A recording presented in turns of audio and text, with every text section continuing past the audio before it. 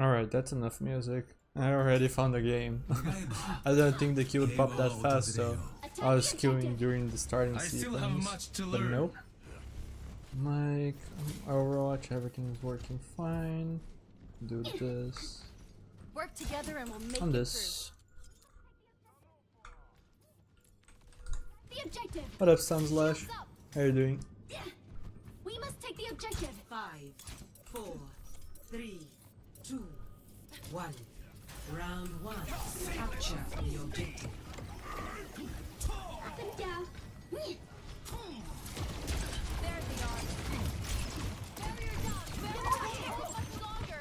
Right, have more space than they do. I'm taking this at pace.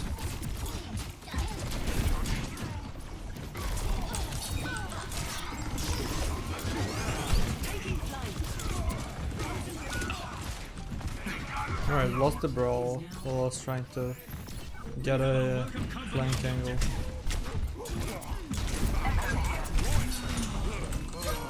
Nice. You were in my flight path. They all drop points, so in the meantime we got the echo.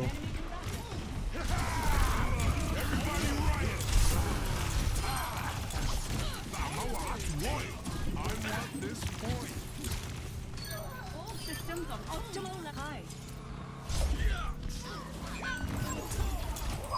Nice. Taking flight. Greetings.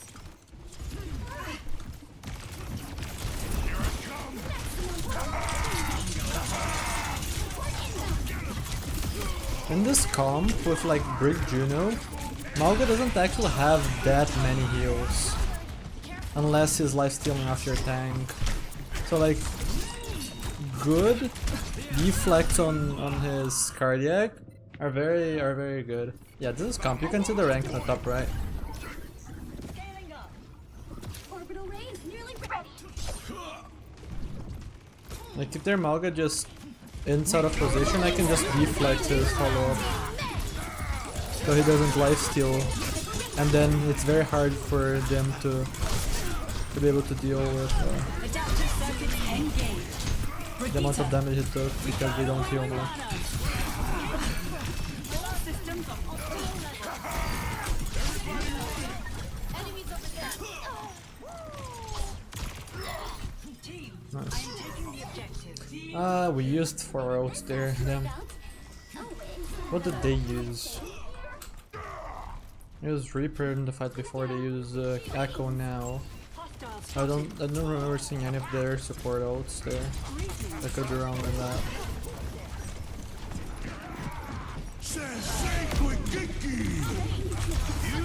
We can win this.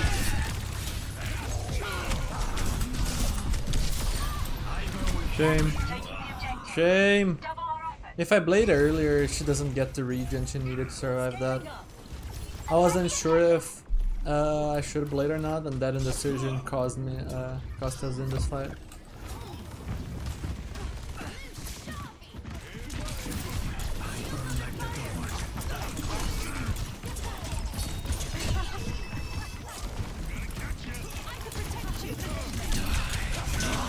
Wow, that Reaper out's good. Yeah. Okay, one more fight. Maybe I just need to frontline more. I'm thinking too much about angles and stuff when this is just Mauga stuff. Sit down. Light speed. Duplication initiated. Locking satellite vector. I don't get a touch here. We blew too many of our ults. This type of comp, this Mauga, Juno, Brig stuff, is a lot about ults, and we blew 4 ults for a fight win before when they didn't use too much. So we're kind of screwed. They won fights using less ults every time, so they got more percentage out of it. I needed my blades to deal more for us to have a chance there. But one human lifespan is not enough to see it all. Dead weight gets left behind. Greetings. 5,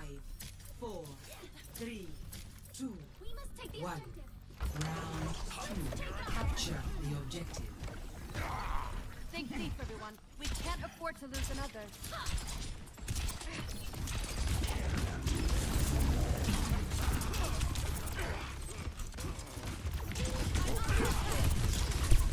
I'm gonna take a short off angle instead of doing something like that. I'm gonna play this position. Way more readily available for a brawl, whenever that may be.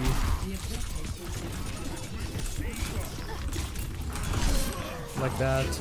Because my deflect goes insanely hard.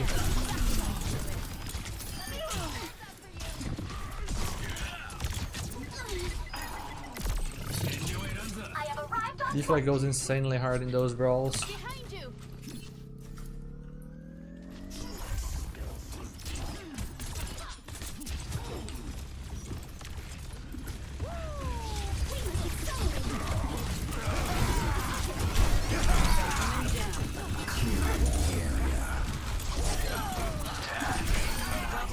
Honestly, it's arguably the single most important cooldown in this matchup. Deflect is arguably the single most important cooldown. So I need to be ready to be able to use it.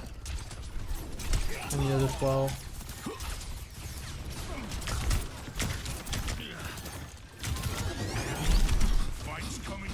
Nope, I'm again thinking about angles when I shouldn't. That's an insane amount of damage reduction in lifesteal. Double Reaper. So, and Rally, so only Juno? I don't remember if we saw Juno there or not. We double support ulted that fight. Actually no, we didn't. We used Juno in the fight before now. That's a fight that we're glad to lose. Because of their ult economy.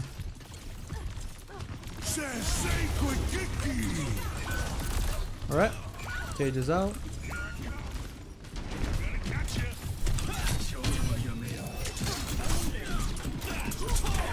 My shot didn't go off. If my shot goes off, I just kill her. Because she just inted into me with no cooldowns. But my shot didn't go off for some reason.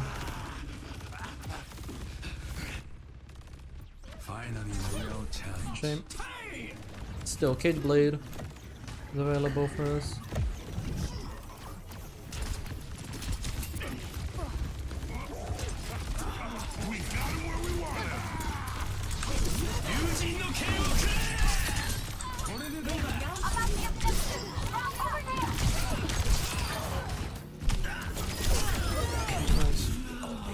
Alright, win this fight with 2 ults. They're gonna be coming up on Reaper stuff again. Shields buckling. Enemy here. It's not ready yet. Are they going right this time or no?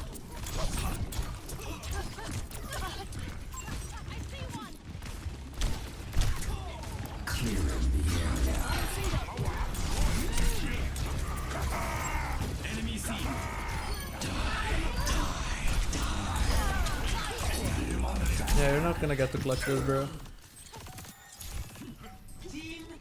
You can find those in the post guidelines. Welcome to orbit. They're all there. Oh, they have a ball for touch. Huh? Adaptive circuits engaged. Reaper. Look at satellite vector. Concentrating fire.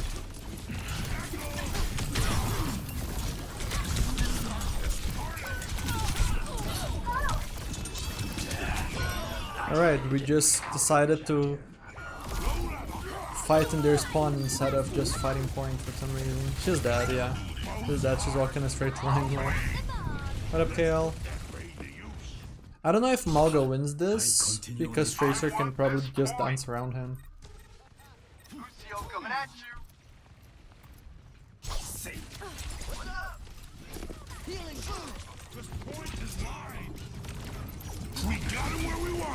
Okay, yeah, I burned point, I guess. Because we have Cage. I was gonna do a rollout on Anna, if not for that Cage. Like if she is hard scoped, that is like a really good rollout for a 2-shot play. No cooldowns on mana.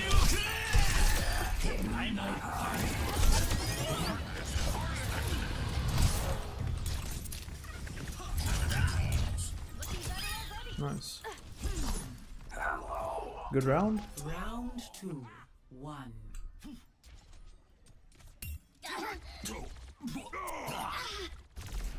Score 1-1.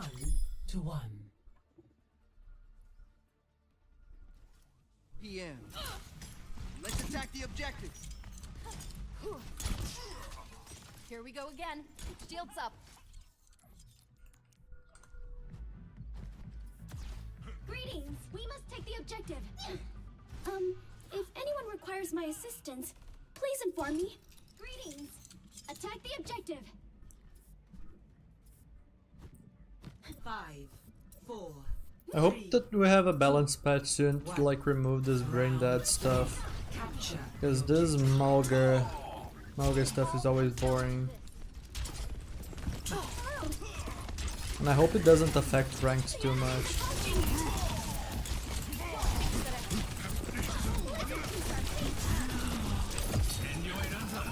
I really wanted to go for it, but I didn't have enough HP.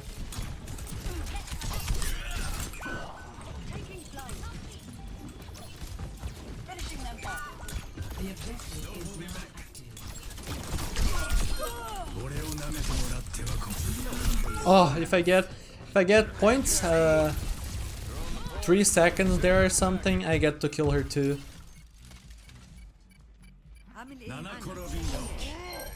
Nice.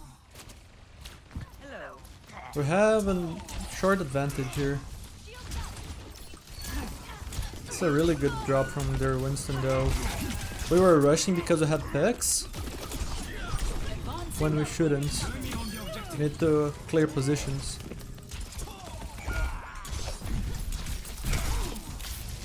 Don't tell me that the burst heal from the pack saves him. Yep. It sure does. Look at that. Huh. Shame. The bigger shame though is us rushing and not clearing the Winston out.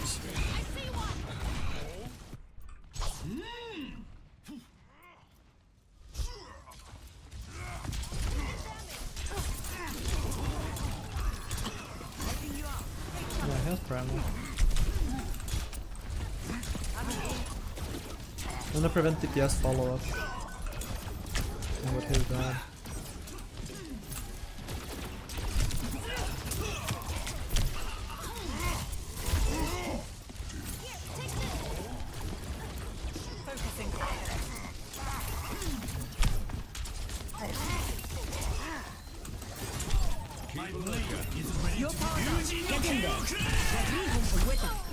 Wait, it didn't drop. I somehow missed her. I don't know how.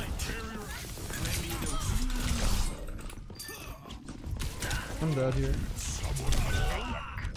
We got the Echo. The Echo stalled our team. We should win this though. Probably don't need any more ults. They use Primal, they use Copy.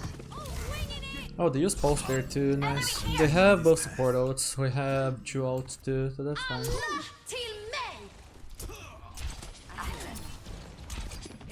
Ooh, that's a huge anti. Actually game changing.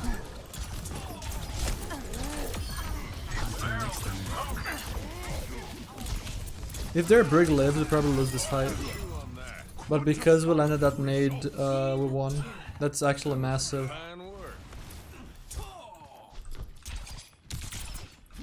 No rally. I don't think I saw Nano. Guess we're gonna go below here.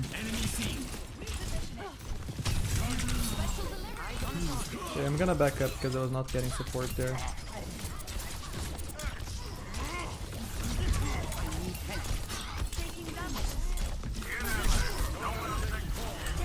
Oh, another primal, huh? I have another rally though, so it should be fine.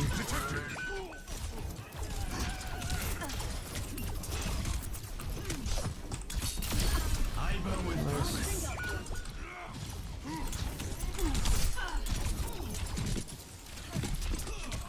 Still very losable though. That pick is big though.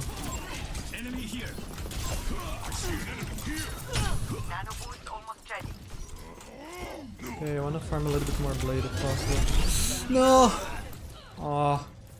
Our Ana couldn't quite see. We should not be saving Nano, we should Nano Winston. Or Nano Cassidy if we need.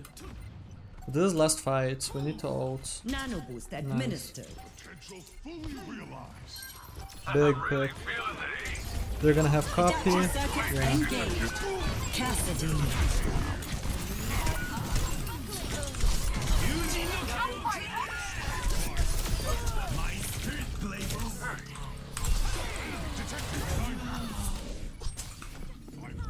Coming at you.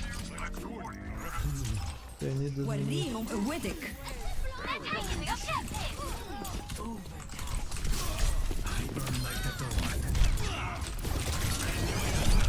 Ooh.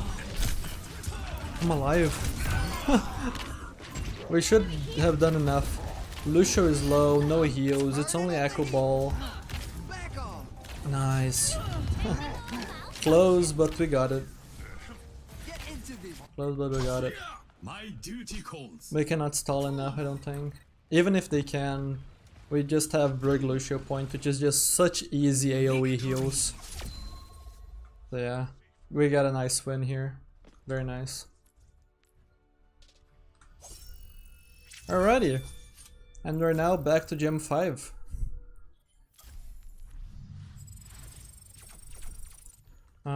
What does that put us at?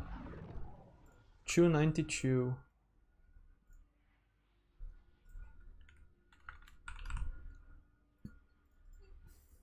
What you do when the enemy team is all together? If they're all together, they're not controlling angles, so we can use those angles yourself, either to set up or to poke, depending on the situation.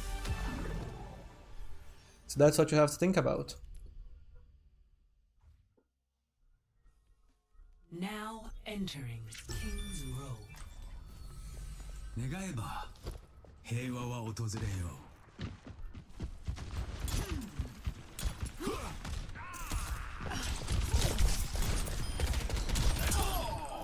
I love how I didn't move the crosshair. I just waited for the Widow to strafe into me, because I had such a nice read on her strafe. And by nice read, I mean it was a nice read, but at the same time, it is part just she doesn't really have many places that she can strafe towards in that small room.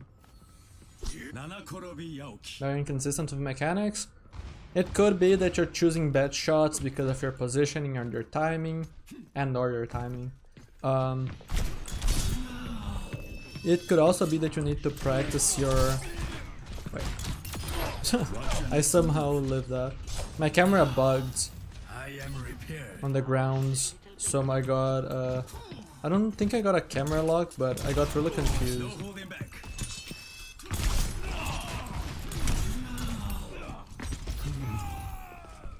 Much better. But it can also be like, just hey, I need to practice more mechanically. Taken the lead. Could also be a sense problem. One thing I will say though is that one thing that it's hard to quantify and measure is how good are the opponents that you're fighting. Because if you fight against someone that has really good strafes, you can feel like your mechanics suck. But if you have like okay mechanics, but you fight someone that doesn't move, your mechanics are gonna look amazing. Similarly, if you have okay mechanic, but you're farming someone with the size of Amalga, you can feel like you're much better than you actually are, or even better, just like trying to headshot Orisa with someone like Soldier, right? You will feel like you're much better than you actually are when you're farming such a big head hitbox, right?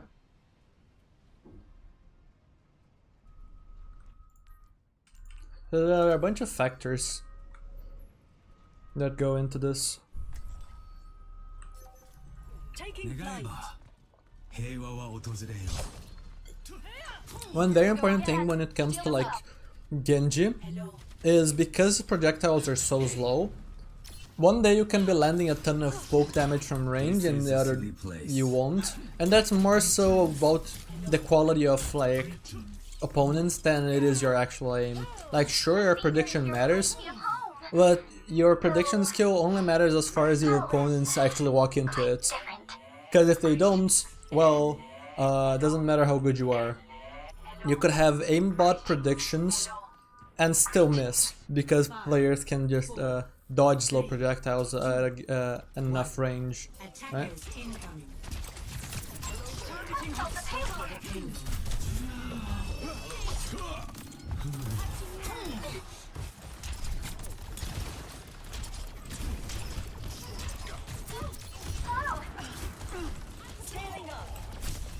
Oh, that actually gets me. I didn't think that that would. Guess I should have double jumped over it.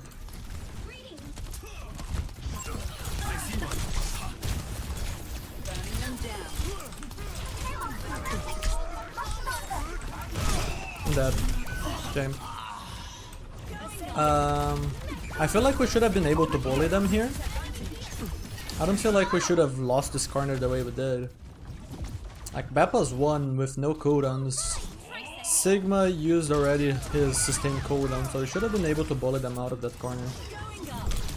I'm dead. I got stuck there, so I couldn't even drop. There's a little platform there you can stand on. We should have a retouch though, we have Tracer. As long as she plays for the touch. No, she doesn't, shame. Okay. I kinda threw first points. But also we should have pushed that. It's just a little bit of an unnecessary risk on my part specifically. You're in Reaper now.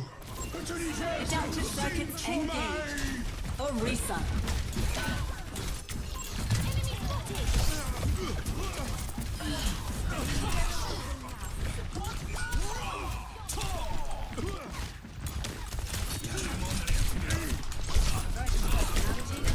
No, so close. they res anyway, so it wouldn't matter if I got the kill. What a poke. Hi, my ultimate's ready. Okay. Hi. Have all our ults. They use Flux. They use Copy. They swap Reaper. So they have Window, and they probably want to use Window this fight. Sterben nicht. Welcome to Oregon. Not that payload.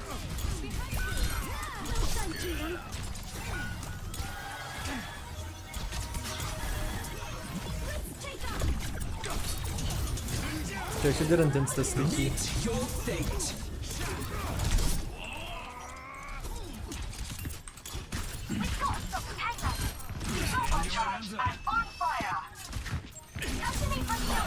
Okay. I am healed. 250 HP. I like 250 HP.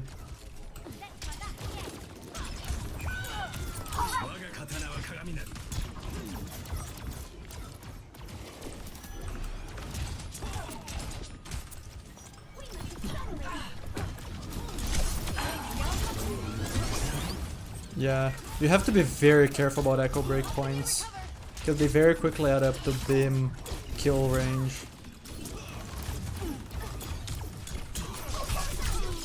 Nice. I got her with the combo. Low enough for the Juno to finish. Oh, we're going.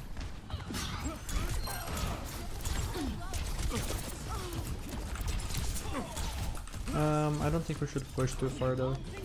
We got our one.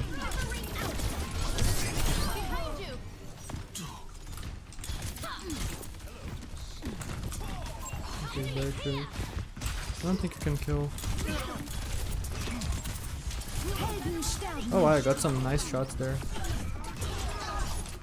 I'm gonna back up here. Your fate.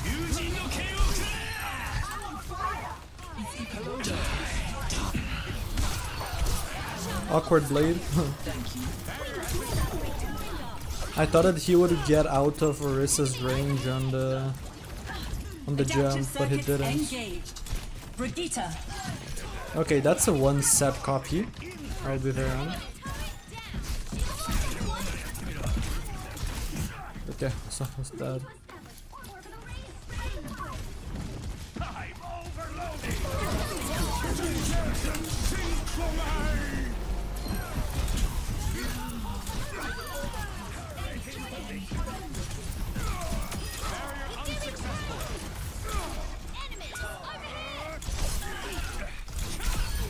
Burn like the dawn. Enemy turret ahead. Yosh! Enemy turret destroyed.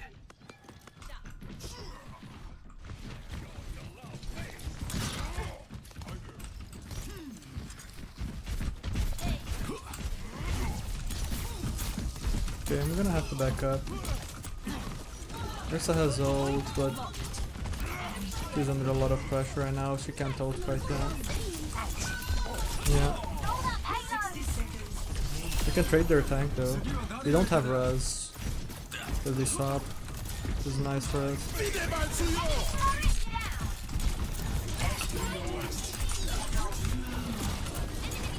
Ah, close.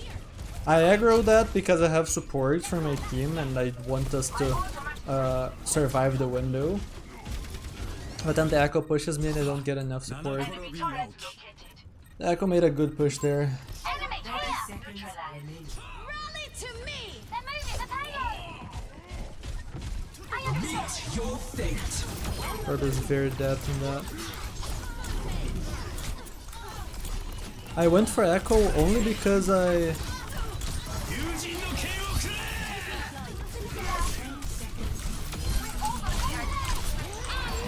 needed to do the wall climb a little earlier. If I kill her and prevent rally, that is big. I still think we'll win. Don't think we'll win though. Don't think they get primal in time. Need my break to survive. No, my break doesn't. They do get primal. That's a shame. They're actually gonna turn this because I didn't kill Brig. If I kill Brig with Blade there, we'll win. So that's a huge whip by her. It's a shame. Me going for the Echo there because I thought she was low from the Ursa ult caused us to lose that. But I didn't have well set up Blade. I was not aware of how close I was to Blade. I am restored.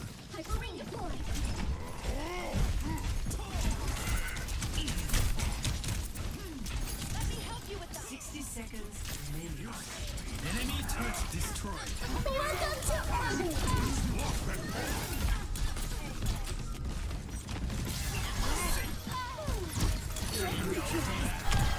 You know it's so strong, man.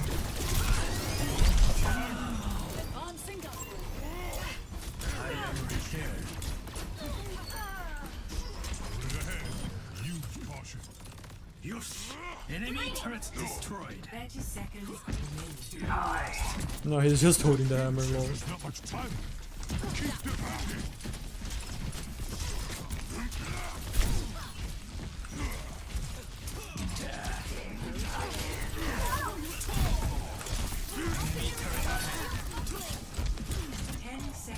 Time's running out. I need a hand. Rally to me! Okay, walk with her Brig if possible. Nice pick. Okay, I'm gonna ignore that. Shoot point where the turret can see. He has primal.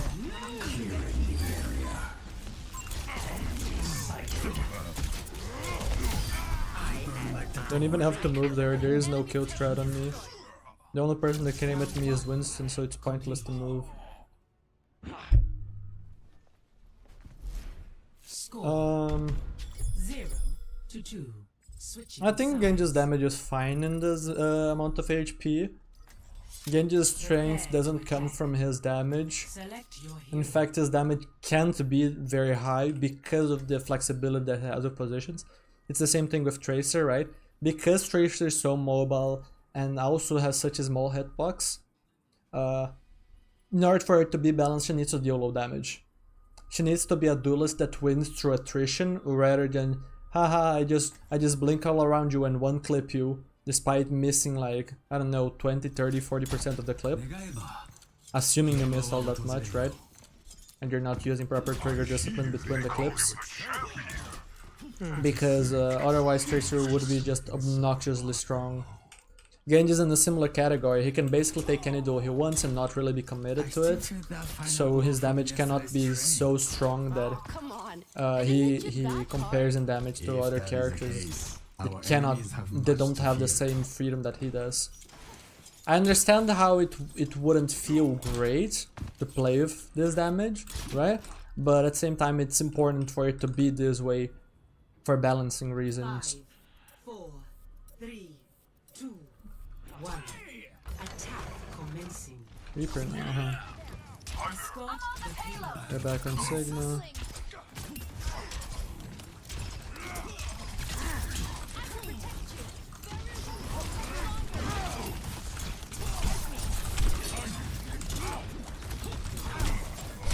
No, I picked that and she hit that.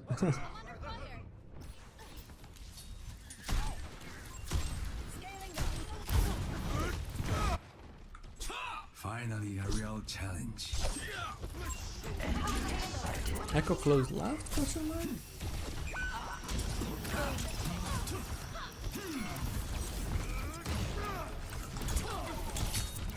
Hoping that Widow maybe would put me there.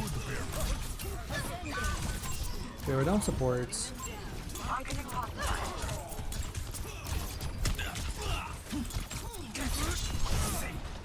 Always need to be paying attention to the rock and dodge it. Right. Good lamp. We got a trade, but we lost our time. It's not great. We need to far flank for the Widow.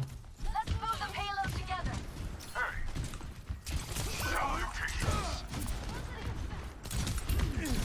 I can't do it right now, especially because the Echo is gonna be back soon.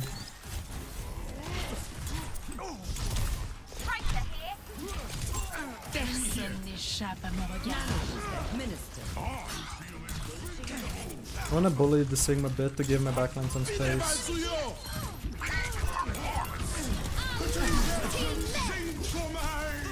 Adaptive circuits engaged. Winston.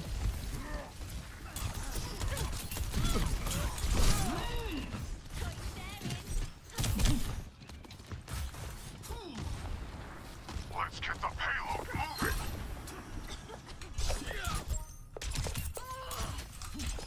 Okay, she is safe there. Payload is moving right along. We're gonna try to take a fight while they're down Widow. Okay, our team is just winning the fight. Nice. And that's the thing, right? With Widow out of the game, our team is much more free to actually take space.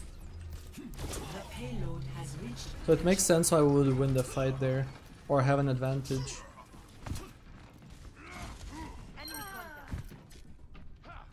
Okay. They're off Widow. I'm on the payload.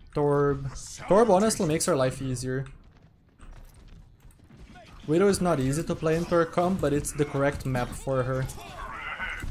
Torb is a lazy counter pick that doesn't really do anything for us, because we can easily dance around him and even just exploit his weakness. I would like to blade this guy, but the backline is so far back, there is no reason to.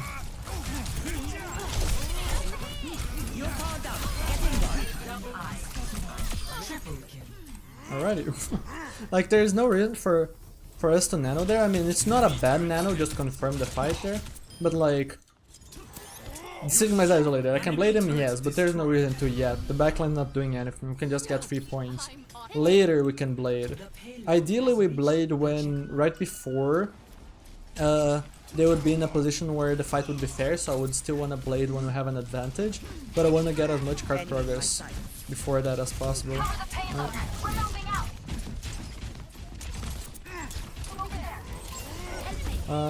This guy should die. It's a good nade from there, Anna, but it's not a worthy trade. Enemy spotted. Enemy shields up. Did Anna drop? Oop. That's a rally, I don't wanna go that. We can maybe just push points. Or Winston is giving us a ton of space. Break turret.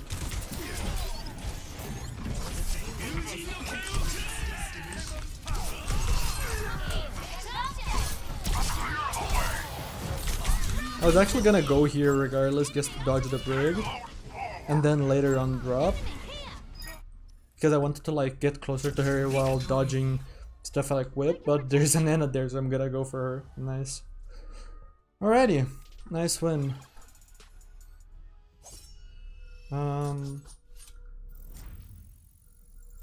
I think I'm gonna go to the bathroom real quick before I queue again. Let me read chat. Am I able to judge the flow of the game so well? Experience.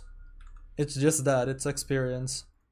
I've played the game a lot, and I've studied the game a lot, so I understand the fundamentals and can apply the fundamentals quickly because they are so natural to me, right? So it's a result of like good, consistent practice, right? It's learn, apply, and apply a ton so that that becomes second nature, right? 28 damage, 29, heck even 30 damage, I'm gonna be very honest, barely changes anything. Like yes, it would change like very niche situations, maybe some nano breakpoints or damage boost breakpoints. I believe that with 250 HP, going from 27 to even 30 wouldn't change actually any neutral breakpoints, at least none that matter. So actually they could buff him, and can I be very honest, if they did something, even like 28, because I believe that like changing right now from 27 to 28 is basically meaningless, but I bet that if they did that, the community would freak out. Some people would scream that Genji is broken, and some people, a lot of Genji players would be like, oh my god, Genji feels so much better now to play, despite just barely changing. And that's the, I don't know if placebo effect is like a proper effect or a proper way to describe it, but like when a lot of it is just like community perception, right? So if you are, for example, remember when Pharah got reworked and everyone thought that she was bad after the rework, but then she saw play in Overwatch CS, I believe that there was no Overwatch League at that point. Yeah, I believe it was Overwatch CS with like Crazy Raccoon or something.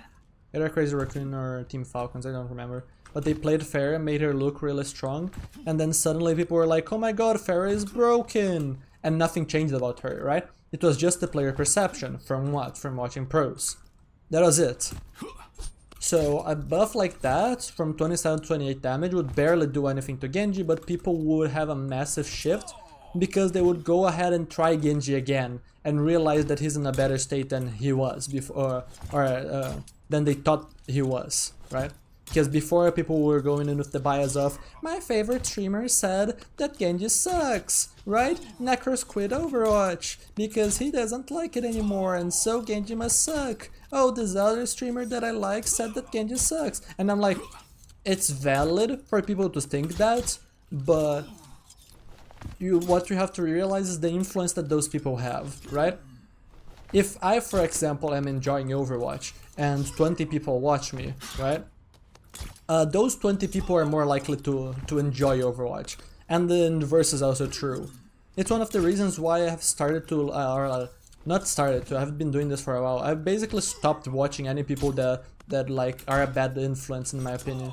So for example, I don't really watch Necros because I don't like how much he tilts. I don't care if he's a good player or not, right? I used to watch him a lot before, and because of like his cool plays and all of that, but even then, when Necro is still playing, enjoying the game and making a ton of cool plays, I wouldn't watch him anymore because I just didn't want to pick up on habits of like how much he tilts, right? I didn't want to end up copying those behaviors, which is something that happens, by the way. We are hardwired, or like it's natural for us humans to like pick up habits from other people, right? Think about how much time you spend with your family and the habits that you learn from them, right? You are a reflection of your mom and dad, right? So yeah. So So we can kind of cutting that and basically only keeping people around that I watch that either enjoy the game or, for example, like Spylo, if they're gonna criticize the game, they're gonna criticize the game well, right? They're gonna be doing so in a thoughtful manner. They're not gonna be doing so out of tilt and whatnot, right? And that goes a long way into me enjoying the game more as well. Whenever I used to watch those creators that weren't really enjoying the game and stuff like that, I would go into the game and I would focus on the negative experiences and forget about the good experiences. And so I would leave a game session feeling bad and hating the game, despite there being a ton to enjoy about that, because I would focus on the negative because of that influence, right? So that's a very important thing to realize, right? If I am enjoying the game right now and you are watching me, you're more likely to play the game and enjoy the game.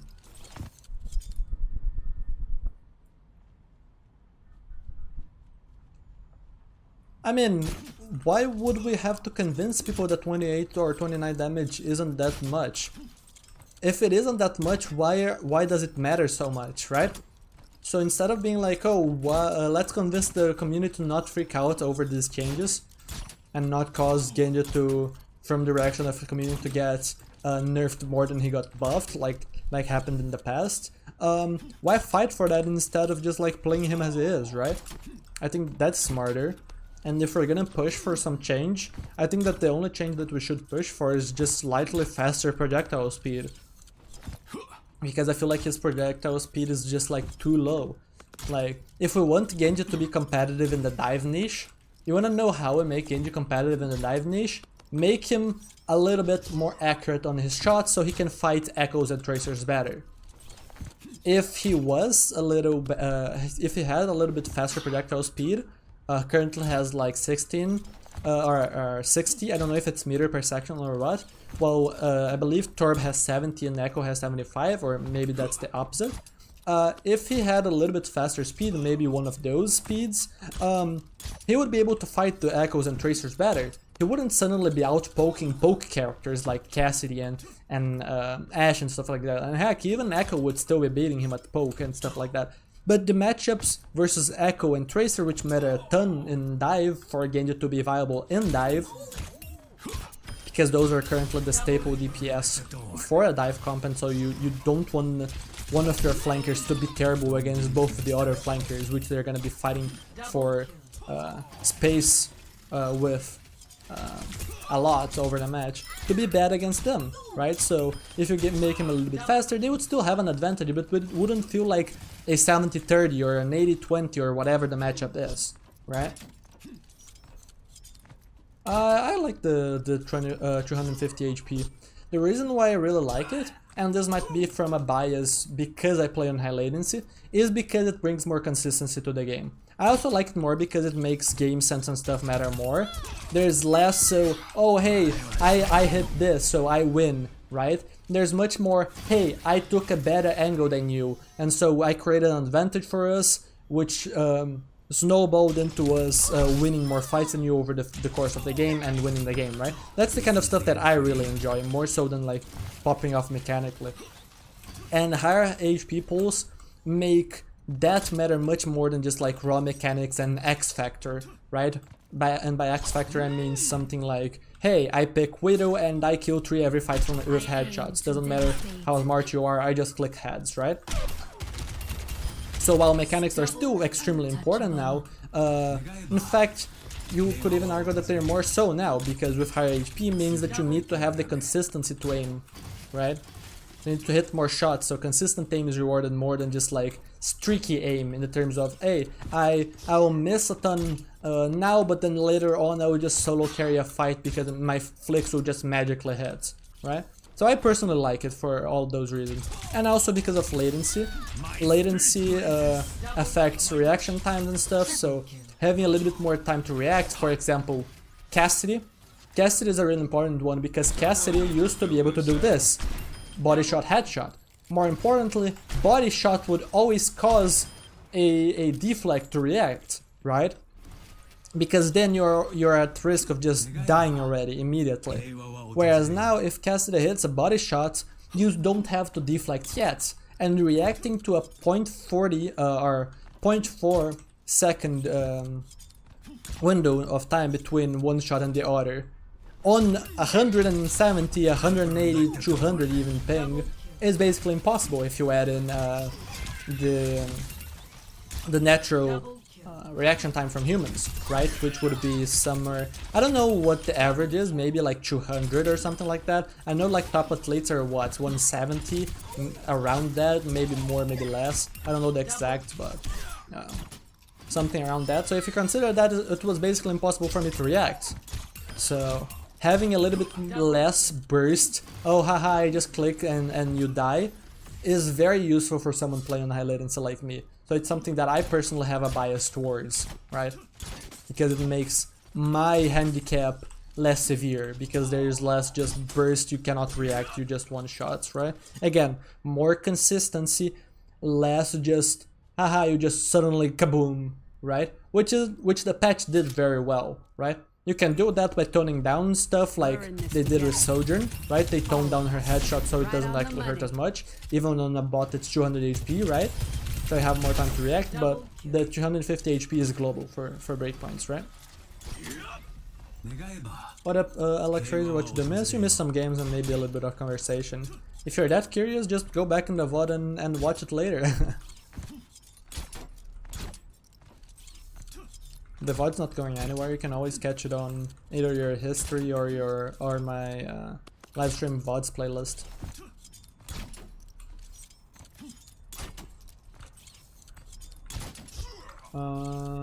Let me see. Oh yeah, I need to turn on the AC, I'm sweating.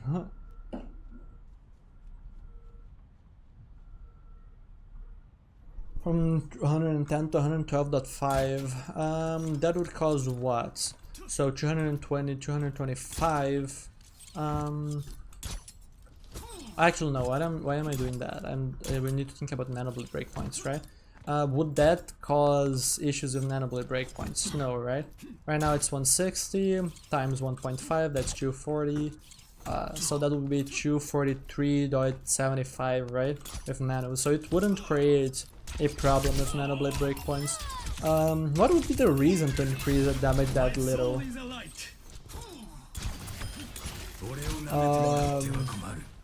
They're not nerfing it because of like HP pulls, or because he has more HP. Blade more so got tweaked for the 250 HP, and I'm gonna be very honest, I really like it. I am on the minority here, but I always used to think that like old Blade was clunky in the swing speed.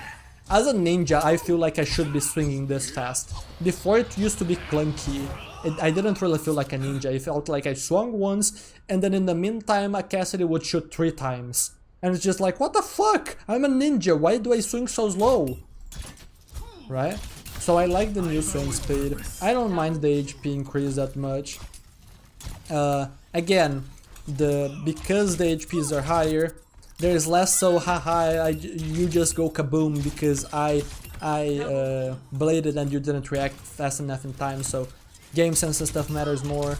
So better bladers are more rewarded. The people that these changes nerfed are the Genji players that went in and just didn't try to outplay stuff. They didn't really try to outplay sleep, they didn't try to outplay healing outputs, they didn't try to time their blades properly. They would just like wing it and just be like, haha, blade go burr, and then just hope that the blade works out. There are some players that, like, I can understand the argument of feel, like, because the blade will definitely feel worse at times, especially because it's just like, oh my god, it's my ultimate ability, why is it taking 10 swings to kill? But can I be very honest? It happens less so in season, after the season 9 changes than it did before, because of the passive, right? Right now, the passive plus the swing speed is so strong that nanoblade one-shots, are not one-shots, because the one-shot's not possible anymore, but like killing with nanoblades through Transcendence is now easier than it was in the past. Because you just swing, and then you swing enough times that you offset their healing and deal a little bit of chip, and then you dash in to finish the job. I even made a video on the nanoblade post season 9.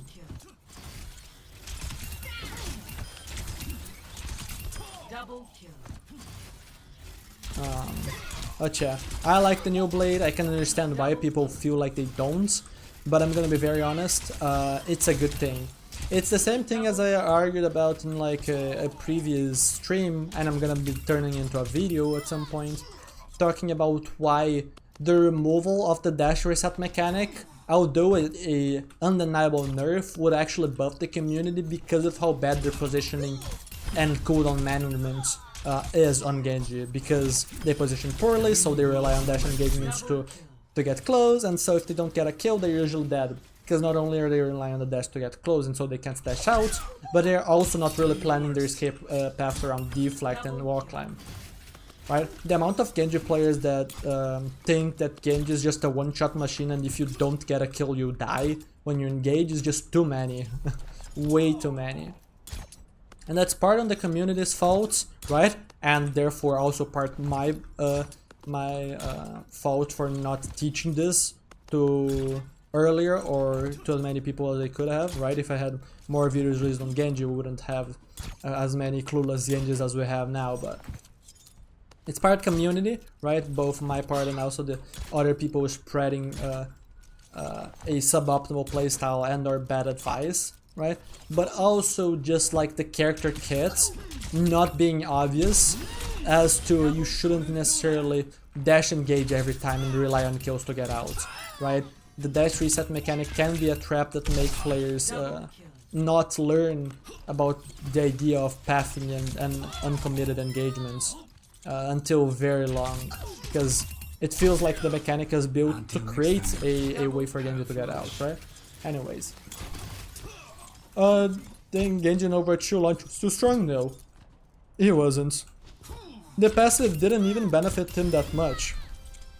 The passive, like, yes, it benefited him, but it was more so a knee-jerk reaction. Like, if a Genji was getting a kill, the problem isn't the passive that was giving him faster movement speed. Like, yes, that could be obnoxious to play into, but the Genji is the character that gets the least benefit out of it because he, or one of the least, because he already has his noble mechanic in the form of dash resets.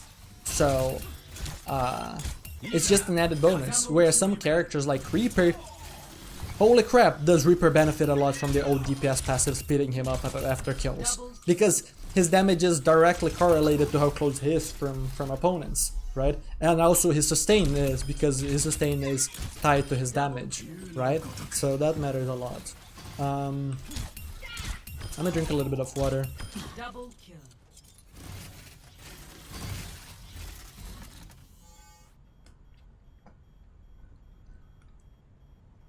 Alright. So yeah.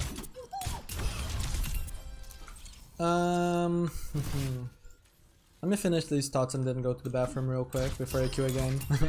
Been quite a long Q&A tangent, but I like these discussions. Where were we on? Oh yeah, Overwatch 2 Genji launch. Overwatch 2 Genji launch is a very similar power level to what he currently is or was before Season 9. The changes didn't even do that much, I'm gonna be very honest. This is the end for you. And it was more so like a knee-jerk reaction from the community because a lot of people wanted to play Genji because, shocker, Genji is a popular character and thus sees a lot of play, right? It's not necessarily because he's strong, it's because he's fun and people love Genji. So that's why he was seeing so much play. It also helps that he was viable, he was strong, but I don't think that he was like meta defining. I don't even know if he was meta or if it was just we as the community wanted to play Genji, right? I wouldn't be surprised if, given enough time, people would have just noticed that Genji is not actually that strong. Maybe Genji would have been the preferred pick to shut down Sojourn, because he is one of the characters that has one of the best matchups into Sojourn on the DPS roster. And Sojourn was broken on release and stayed broken for a long time. But he was definitely not meta defining, right? And so the nerf hammer he got was maybe not unnecessary, like the old passive was definitely obnoxious, but the reaction that he had was more so because of the knee-jerk reaction from the reaction from the devs was more so from the knee-jerk reaction of the player base, right? Than his power level. I was swinging through 125. Yeah, I can see that. Cassidy will usually survive that even with the change though, because he should be reducing the damage of one of your damage instances with his roll. So in his case specifically, that might not matter. With someone else that has 275 HP, it might matter. I can understand the complaint, but yeah, it was more of a quality of life change than like an actual balance change. So yeah, I don't see why not. It's hard to argue like why, because it will barely change anything in most situations, so why bother? But at the same time, it's hard to argue against it, so like why not, right? Just a nice quality of life. I could see something like that. But what you have to be very careful is don't buff Blade so that it gives Nano Blade breakpoints again. The current state of Blade is something that it's very hard to move away from, because the devs have been wanting to for a long time. Change Nano Blade. Nano Blade is just an obnoxious combo to go against, it still is, but now there is more counterplay because you have more time to react. Getting one shot by Nano Blade wasn't fun. Nano Blade could be fun for the Genji player, yes, but it's a similar state of Hook, where the Hook is fun for the Roadhog player, but who else is having fun? Is the Genji team having fun that the Genji is just soloing the entire enemy team? Not really. Is the enemy team having fun that they're just getting one shot by a combo that is very uninteractive? Not really. Yes, the combo is skill intensive, so you have to keep that in mind, but it's not skill intensive enough to ignore the complaints on the power level, right? So right now Nano Blade is still extremely strong, it's just much less obnoxious, much healthier for the game, therefore. And like, yes, I understand the whole skill expression arguments, and yes, Nano Blade has a lot of skill expression, but for you to get the bare minimum of value out of Nano Blade, you didn't really have to put much thought into it. Most of the skill expression was just going into risky territory in terms of are my mechanics gonna hit the insta-flicks or even ghost dashes and stuff like that, and are my opponents going to be able to counter me, or because usually when you're trying to go extremely fast, you're not trying to outplay stuff like sleep and all of that, because to outplay that you have to play slow, you have to double jump outplay sleep, you have to try to bait it and deflect and stuff like that, whereas with a Nano Blade you're just kind of doing this, right? You're just right? So a lot of the skill expression is just like a self-imposed challenge that can't be argued for like the balancing power level of Blade, right? The balancing power level of Blade is completely different from the high skill expression power level of Blade, right? And difficulty, which is the main thing that separates the two, right? The power level is basically the same, but like the skill expression and the difficulty, right, is much different. So if we were to balance Nano Blade power level based on the difficulty of the self-imposed challenges that players put in the Blade, where they are trying to do stuff like this, right? Then Blade would be actually probably stronger, because not a lot of players can do that, and it requires a ton of practice. Alright, long tangent.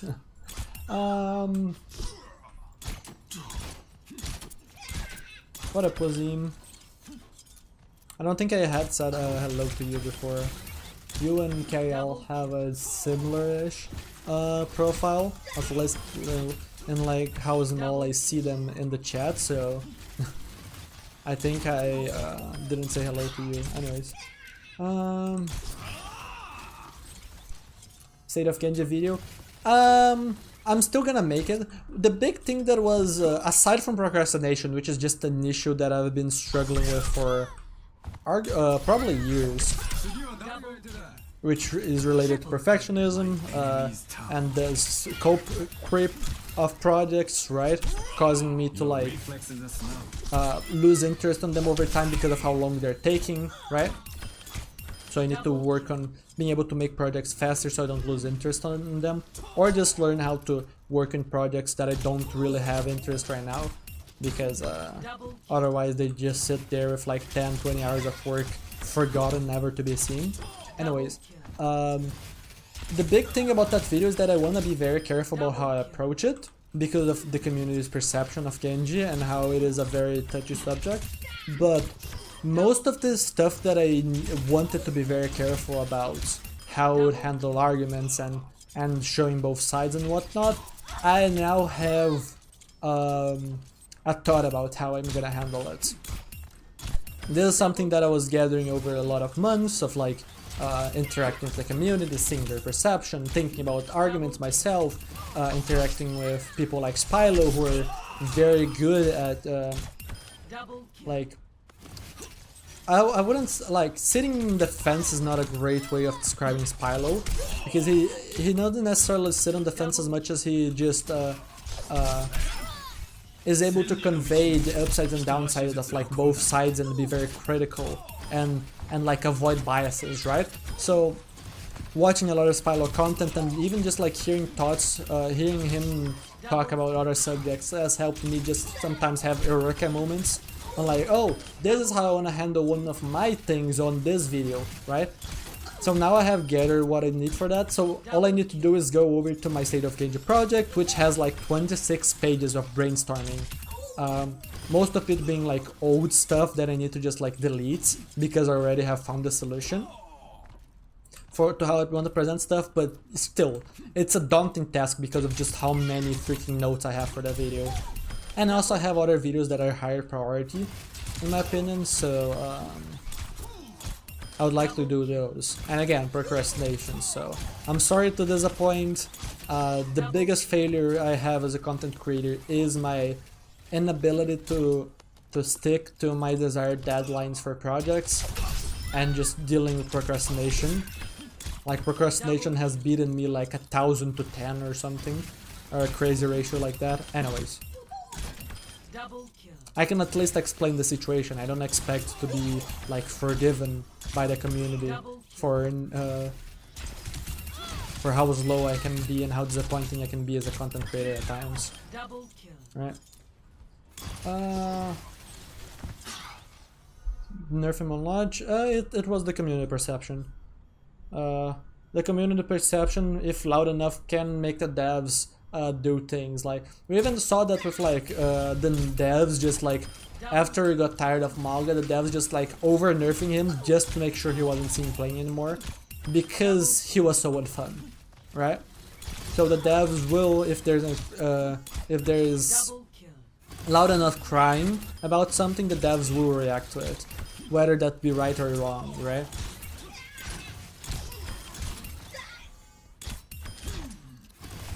Like Sonic, he was very fast, yes, but the passive wasn't as strong on him as it was on other characters. And because he already had the dash reset mechanic, most of the arguments that were saying that Genji was broken with the passive were just like misplaced frustration. It can be just players that don't know how to play versus Genji, especially because they didn't really see or didn't really play versus Genji all that much at the end of Overwatch 1, right? Or we're just like newer players and didn't know how to deal with Genjis, regardless of what the reason was for them to be struggling versus Genji. It's just, this is something that I talked with and it was very like eye-opening to me on with like a therapist that's also an Overwatch coach, and I chatted with when working on like a project and stuff. And he was talking about like the 5v5 versus 6v6 argument, I believe, and he talked about how 6v6 might not be the solution, but it's something that people can latch on to, right? And that is something that we can see everywhere. We can see it in politics especially, right? Politics is one of the best examples, right? I'm not gonna argue about like whether or not Trump is bad, right? Despite there being like loads of evidence that Trump is a criminal, right? The reason why Trump won is because he was relatable and people could latch onto his ideas, right? The whole "Make America Great Again" stuff is just like great marketing, right? And if you are someone that are like, let's say, struggling because like the market is bad, or you're feeling oppressed because nobody cares about you, right? And then there comes someone that that recognizes that and recognizes that struggle and offers a quote-unquote solution and says that they're gonna do something, it's very easy for you to latch onto it, even if it's the wrong thing. 6v6 is probably not the solution to a lot of the problems that people that people have with 5v5. A lot of them is just about balance, and they're very wrong about 6v6, looking at it from nostalgia and stuff like that. But because 6v6 and some people about 6v6 can make strong arguments for it, they latch on to that idea because they feel like their frustrations will go away with 6v6, right? And that's a very common thing. Very, very common thing. So people, for example, can be struggling on Genji because their pathing is bad, but then one content creator is gonna go and say, no, Genji sucks, Genji sucks. So instead of people thinking that they have to become better themselves, they're gonna latch onto the idea of Genji sucks because it's easier to think that Genji sucks than it is to look to better yourself and realize that you're not as good as you think you are and that you need to get better in order to improve and climb, right?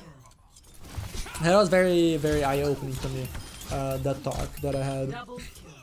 So people, that's how I feel about it, because again, the passive wasn't like all that important for Genji back then. It was more so people just latching onto it because, oh my god, new passive, oh my god, I'm struggling versus Genji, therefore it must be that, and them making a wrong correlation between those two things, right? Every comment seemed to be disrespectful. It's understandable though, because you have very extremes, right?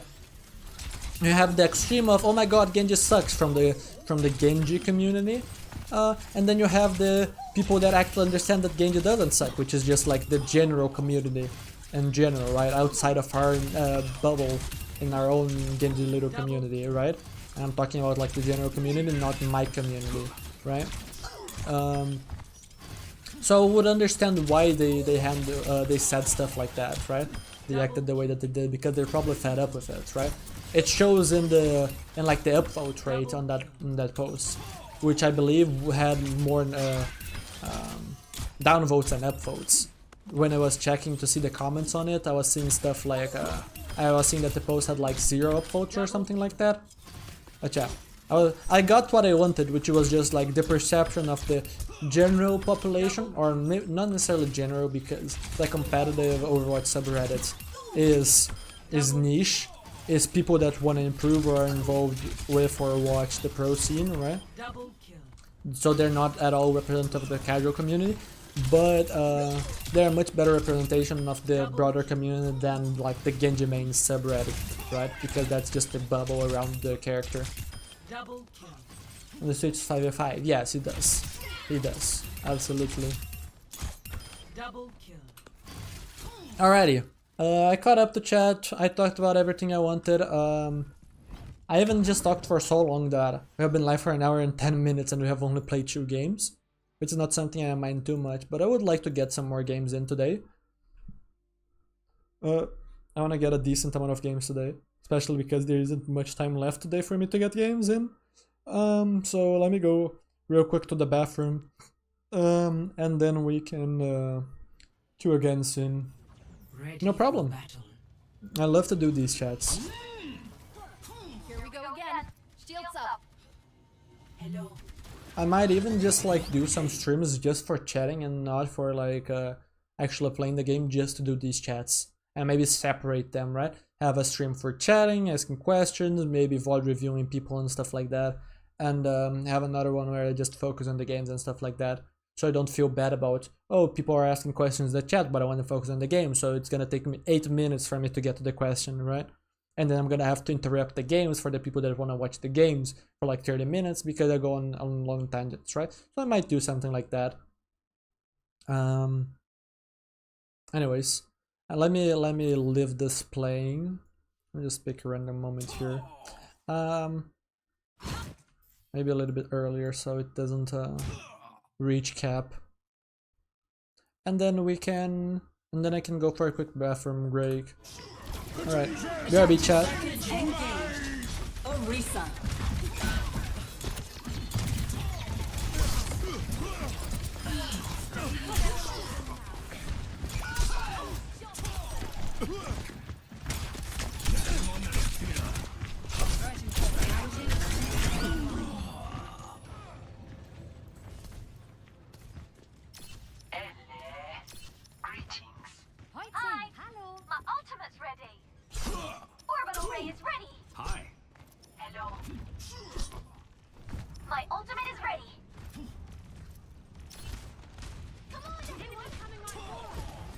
Helden sterben nicht. Welcome to orbit! Stop that payload! Well done, team!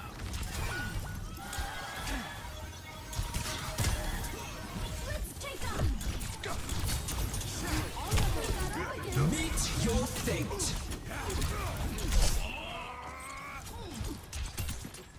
We've got to stop the payload! You're on charge and on fire!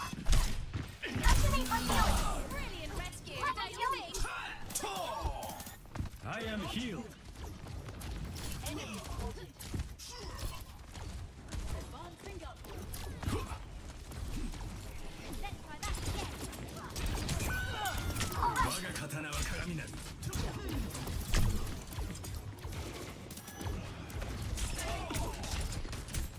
We must accelerate.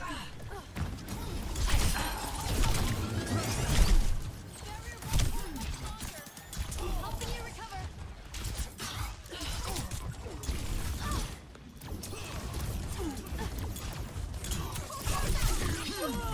I am getting better.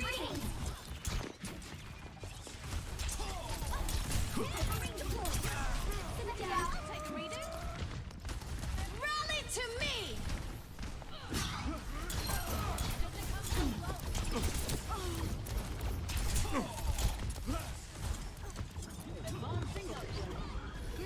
Covering out. Behind you.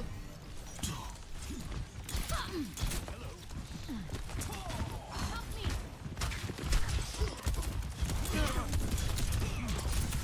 Helden sterben nicht.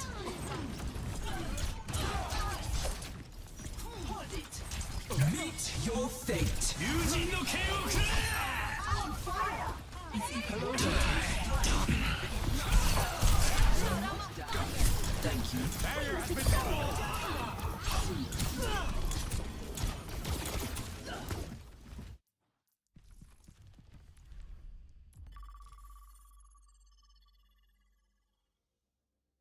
I'm back.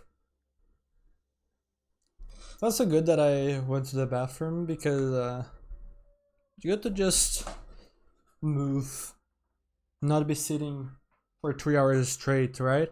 Just move every hour or so.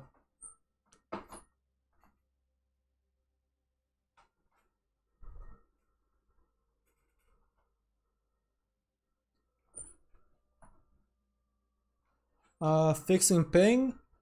Fixing ping would require either injecting more high rank players into my native servers, which is not gonna happen.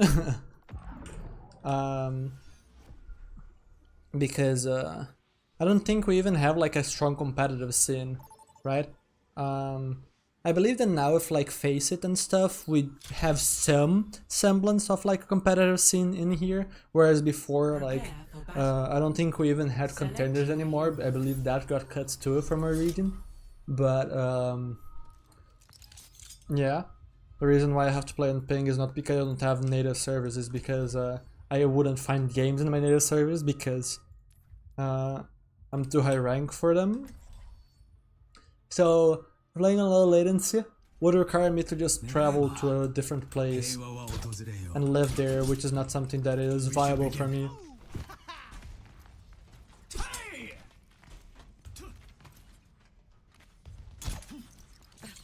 I plan on hitting jump on high latency.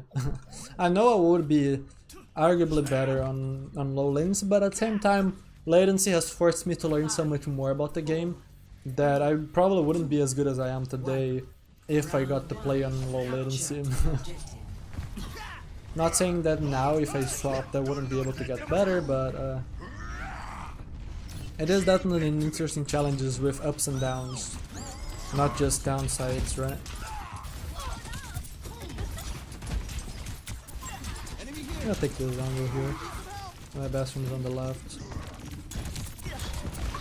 Now I can annoy the mage, she can't free shoot. The caster is swinging here.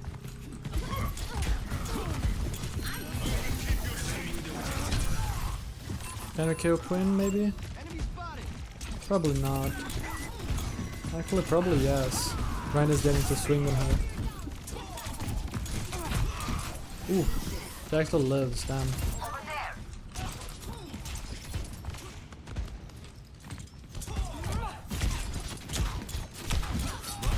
I'm gonna back up a little. I see one.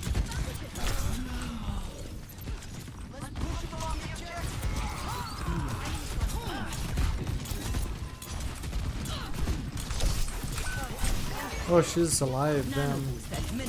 What a shame. I deflected a headshot on her. Ah, I had those.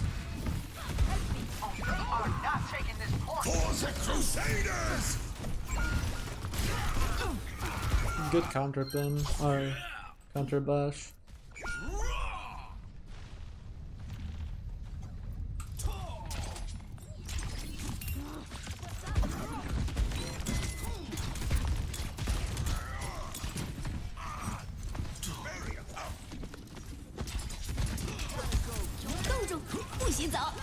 Okay.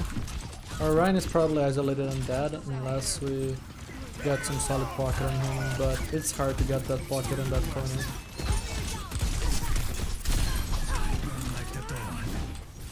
Oh wow, I got out alive. Nice. I took a risk that ah, shame. I was peeking for the Ana, but I did not realize they could push up. Nice, we got the Junior. Okay, I was gonna say, I took a risk because she was like down shield, so she couldn't shield bash away. To just like get an intro pick for the next fight, but I was also able to get out, which is surprising.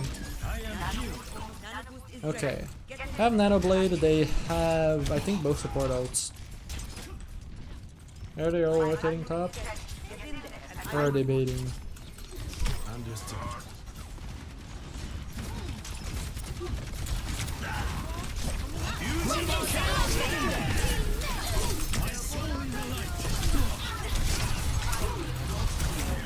I did so much damage there already for so many resources.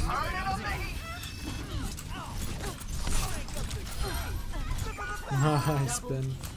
Ooh, nice javelin. Still, she's just staggering herself at this point. Actually not, the team is back fast. But we have a random point to shadow, yeah, that's fine. Should have this. If not have this, at least stall till 99 and get our team back. But yeah, that javelin was like a big deal. It prevented us from killing the Rissa.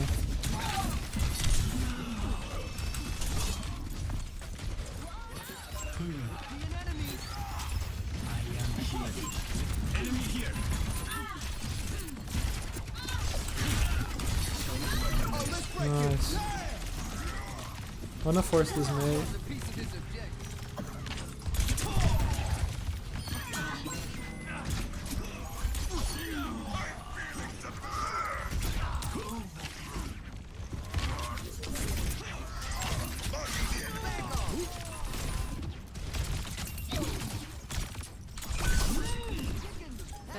Nice. I landed some nice headshots there, which are not so much me aiming well, more so just luck that she didn't strafe out of them. 1-0. But it's both, right? It's both. Me having a solid prediction, and in case she walked, in case she matched my prediction, she would actually get headshot, right? That's half of the equation. Cannot chalk all of it up to luck, right? And probability. Perfect. Lessons to learn from it, not to rely so much on mechanics. Like early on in my Genji career, I just tried to emulate macros, like so many of us did. And I got to high rank because of it, right?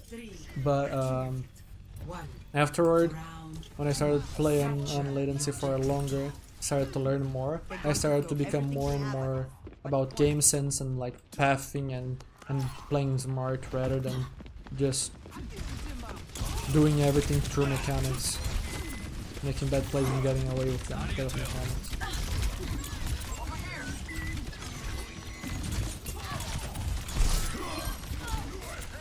Very, very nice little walk one play there. The objective is now active.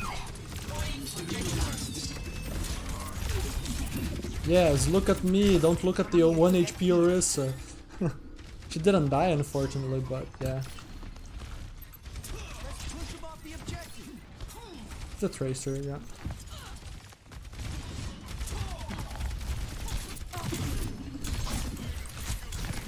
Early play for sure. Oh, I'm dead. I wonder if I died there because I didn't flick on his screen, or if he just was on an angle. Yeah, I didn't flick on his screen. You can see how on his screen he's behind me, but on my screen he's like above or in front of me. I don't remember what it was exactly. It's because movement with ping is really weird, right? So sometimes stuff like that can happen where you're just getting shot through your deflect, or you are in one position in one of the sides, right, in one of the screens, and on a completely different one.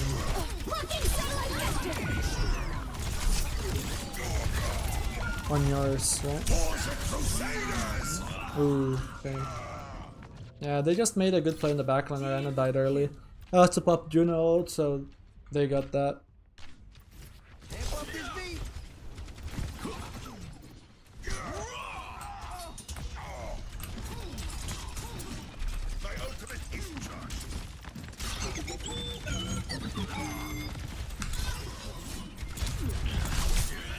Gonna mark this guy. Yeah. And after marking him, our team can walk up easier.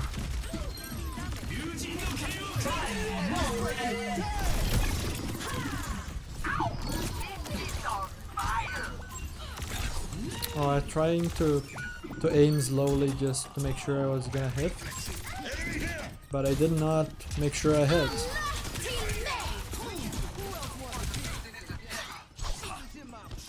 I would like to blade, but I'm not quite in position to blade here. I'm just gonna wait a little.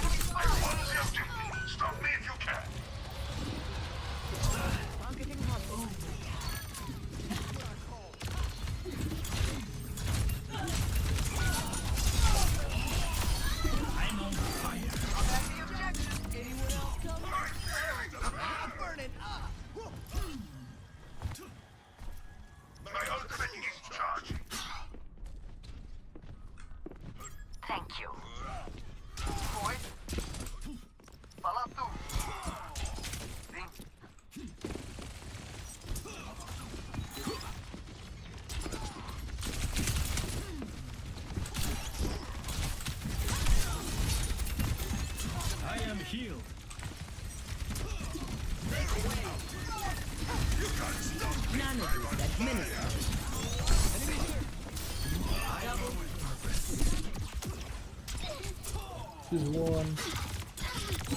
She still dies, yeah. One fight left and I have good ults. So this is very winnable. What are they gonna have? I'm unsure. Probably basically every ult. Oh, killing Genji would be very nice. Where is he though? I don't think... Oh, never mind. He's not behind. Oh, is Tracer the one behind? We really want to play aggro with beat here, if possible. I think he's probably gonna go on mid here.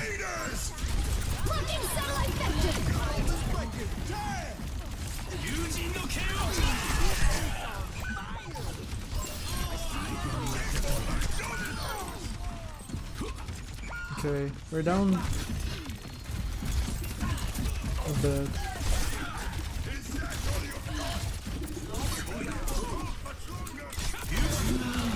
Ah, I farmed Blade just ever so slightly too slow. That's such a shame. And you wanna know why that happens? I mean, obviously if I hit more shots I farm it faster. But mainly because instead of farming the Orisa, which was my intention, I got baited by my neurons going, you need to get some damage on the Tracer for this Blade Clutch to work.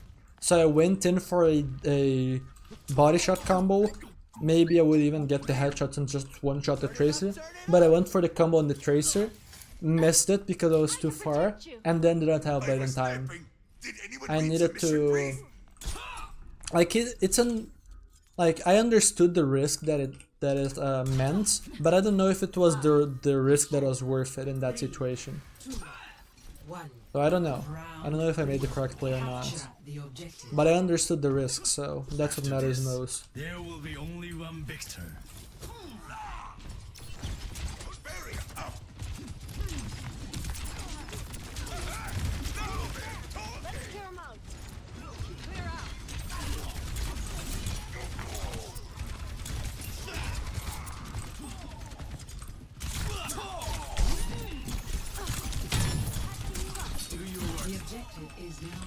Okay, I controlled more space than their Genji, which is nice. Can probably get point cap.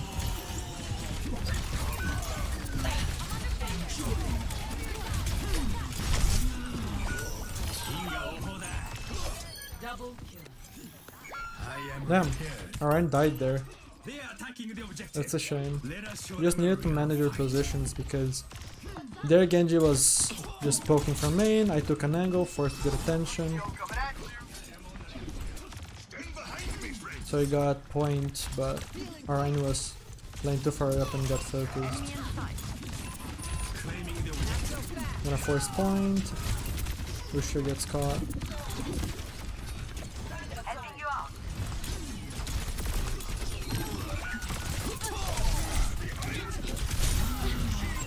I see one.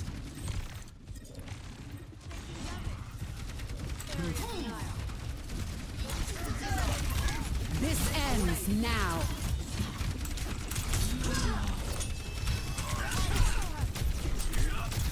Nice. Oh, dang.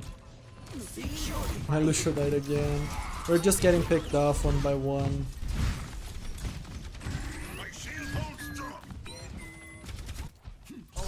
My duty calls. Yeah, now we're staggering.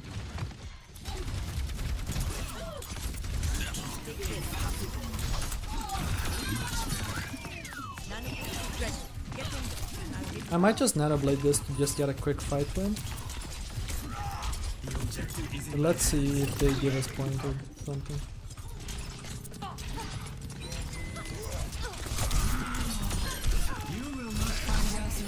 Nice, we saved Nano Blade. It's greedy, but it's important greed considering the disadvantage that we're on. They already have 80% essentially.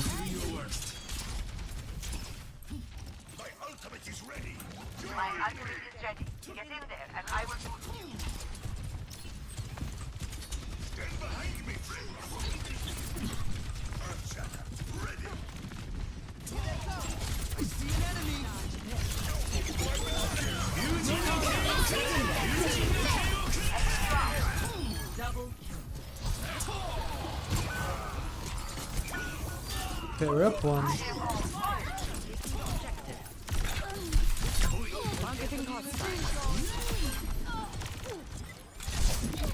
Nice. They used both supports. They used overclock there, I think. We saw Blade. I don't think we saw Rus out. I could be wrong on my ult tracking here. Don't think I paid perfect attention. But yeah, regardless, the ult situation is fine. I'm gonna go here because my Ana could not see me before.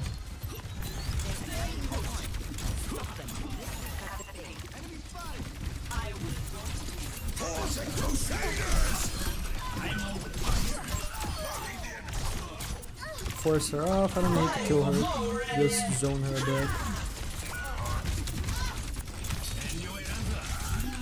Oh, shame. That was good from their Genji. We have a Rhine anchoring point, as long as my Ana doesn't die. Ooh, don't give points!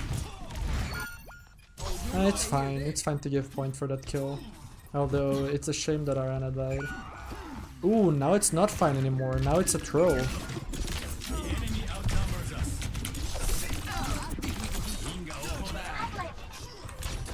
Damn.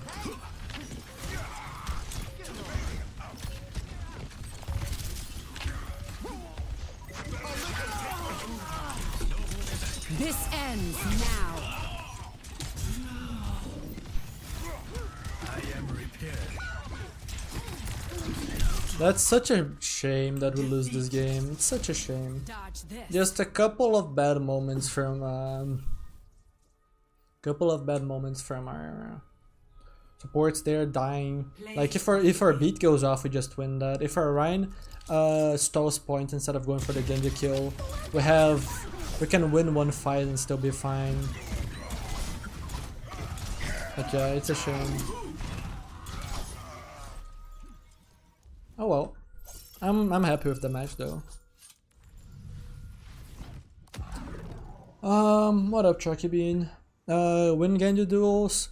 Genji duels are interesting because they are. It's hard to land primary fire, so both Genjis want to close the gap, right?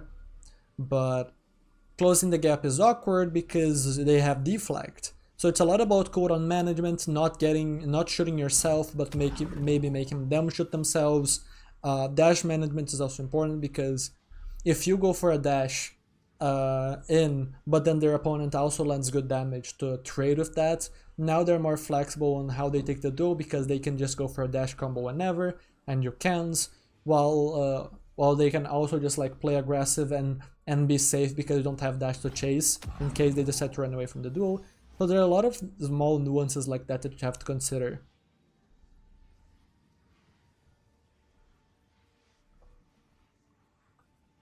It's a lot about mind games, but one thing that I will say is that you can remove a lot of the volatility of the duel by just not playing too close, so you don't really get there isn't really a chance of you getting burst down. And so if your opponent commits and you don't get to punish him back with like a good follow-up on their combo, you can just dash disengage, right? That removes a lot of the follow-up. And if they try to commit but they don't get good enough damage, then you're ready to punish, right? So that is to say that it's basically just like any other duel, where if you play smart, you can very easily just get just play the duel uncommitted, and if things go well, you win. If things go badly, you don't lose. The Genji who uses cooldowns first loses? Not necessarily, but the Genji that uses cooldown first can be taking more risk. So I may aggressively use cooldowns, and if I hit the combos, right, I hit a dash right click melee combo at mid range, I get an immediate advantage in the duel, right? Or let me think, I go for a combo and then immediately deflect his follow-up, so now I have the advantage, right? It can be an advantage, but I'm taking more risk, right? So it's a calculated risk. How worth is that risk? I don't know. You have to think about it, right? Honor is all I have left. Mental bearing, not skill, is the sign of a mature warrior.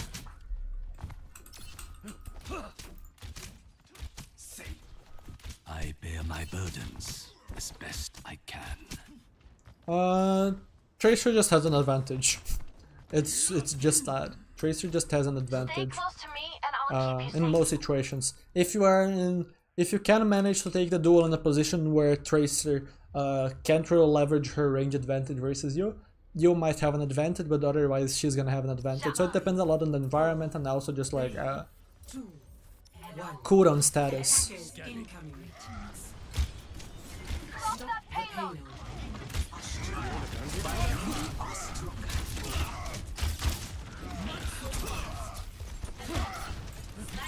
By the dragon.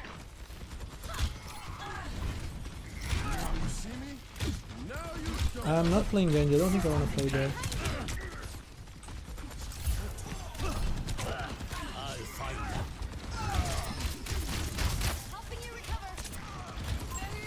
I wanna make sure I spam Rhine Shield a ton, because we require the pressure for Orisa to not get walked on. And our Genji just lost his duel, unfortunately.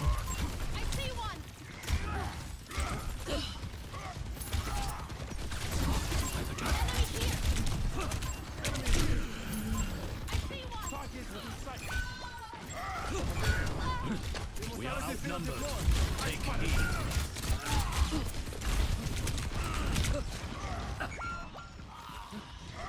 I think I'm dead here. Nice. You want a bandage for that?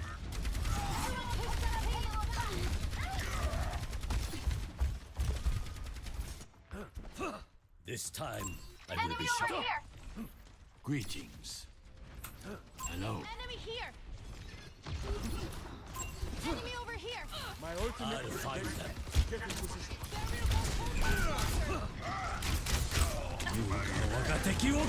Meet your fate. Pass into the unknown. Nice. Scanning.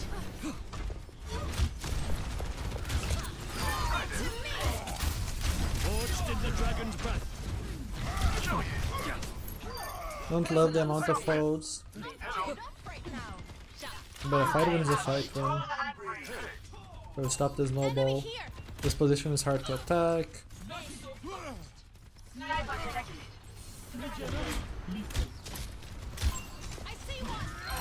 Nice.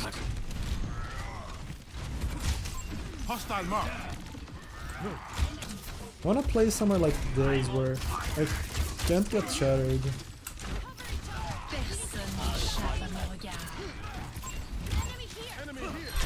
Oh, that's just a nice shot. Get into the field. She didn't even have grapple. And you see, on her screen, my leap didn't go off because of the ping, right? Let them So on my screen I'm going just fine, and then suddenly the server is like, oh no, the widow clicked your head 0.2 seconds before. So on the server it's not, it's like my leap didn't happen, because my leap happens when I was already dead.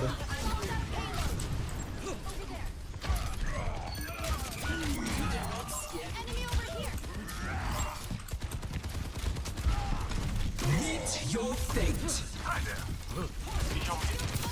willpower burns within me. Marked by the dragon. I don't know if they're gonna buff it. I think that's very unlikely that they're going to. I don't see a reason to change Genji's breakpoints. You can't hide. Watch out for that enemy. Dragon rages. Break shield, break shield, break shield. And he's dead. Okay, they're off Widow theoretically.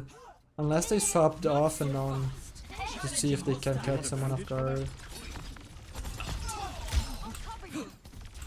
Enemy over here. Hey, Stay alive, boss. You want a bandage for that?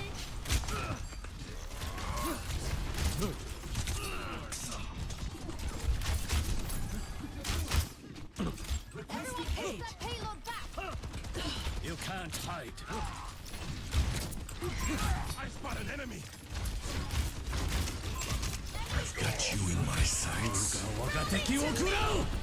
Pass into the unknown. I got a trank out with dragon. That's not something they do see every time. Hostile mark. Ooh, he tried to combo on me. Oh, nice, I got killed. Watch out for that enemy. Enemy here. This is why you hire a professional. Scanning. I spot an enemy. Everyone feeling better? Enemy here. Over there. Ooh, I see one. close. Brutality field deployed. You can't hide. You meet your fate.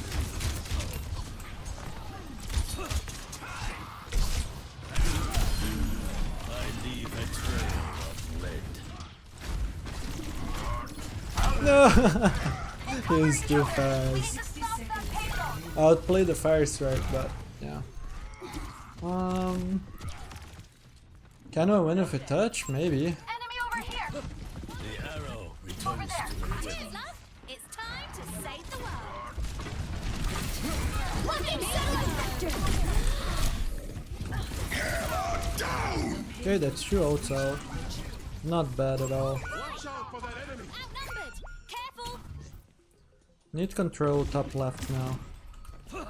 Honor is all I have left. Hello. Do you want a bandage? Do you want a bandage for that?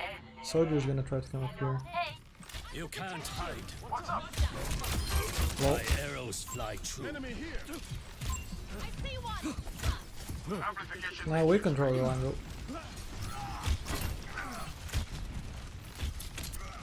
I'll find them. Enemy here. Enemy sighted. Let them out. Hostile mark. Over there. Enemy Yeah, here. he's dead now. I see one. I will guard. Cover each other. We need to stop that payload. I was trying to get the Anna there. وريهم قوتك. 60 seconds remaining. The odds lean heavy against us. Scanning.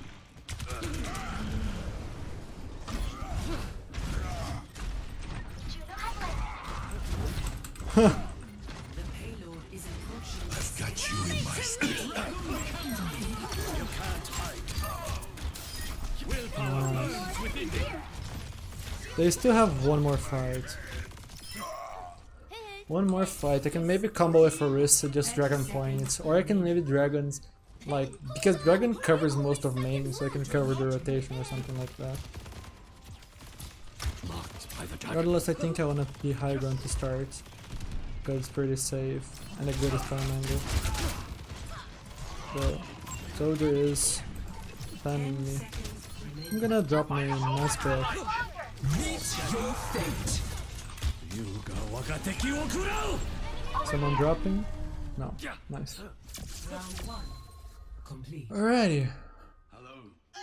Haven't played much Hanzo lately, but Score. seems good enough when I can just spam Ryan and do well and do okay. And in this map, in this matchup. Prepare to Plus attack. the I'm hitting enough shots and squishies. I mean not enough, but like enough to get an okay performance.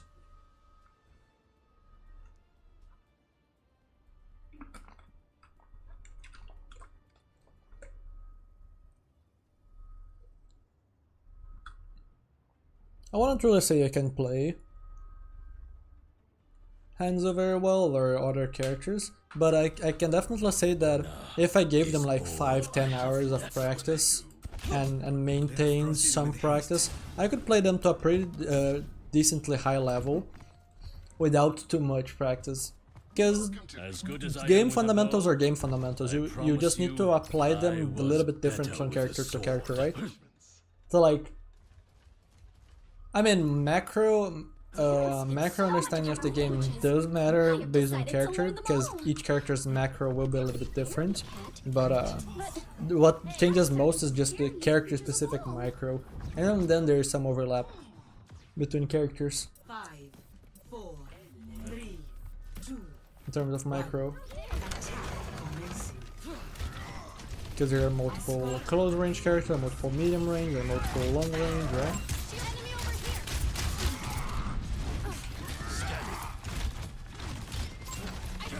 So now there isn't really much reason not to spam Ryan. We're playing far up, just to stall point a little.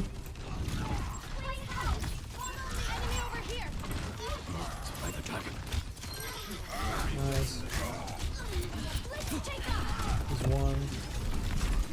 He dies, he doesn't have enough heals. Yeah.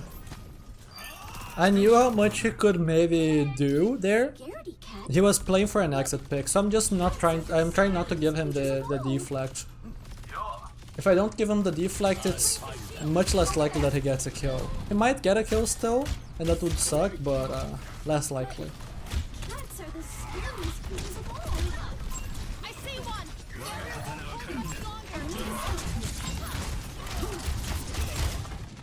You can't. Jamie don't get a kill on him. Oh, nice pick.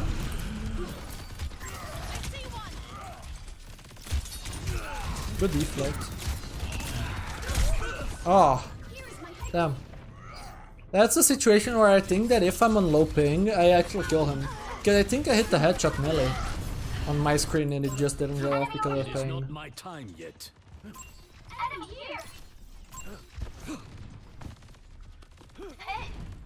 Why has the payload stopped?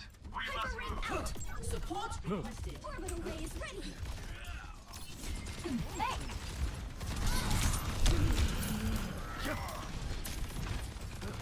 The enemy's welcome to orbit. I've got you in my sights. Your fate. Yeah, we won this fight already. I was thinking if I needed a dragon to confirm, but no. You know, it is just so strong. Double kill. Okay. I'm gonna go here and look for picks. Not too far up because I'm not that mobile. But cats are the scariest creatures of all.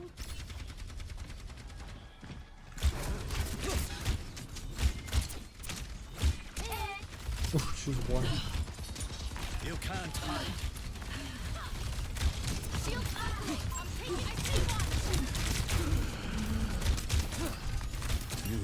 I'm taking.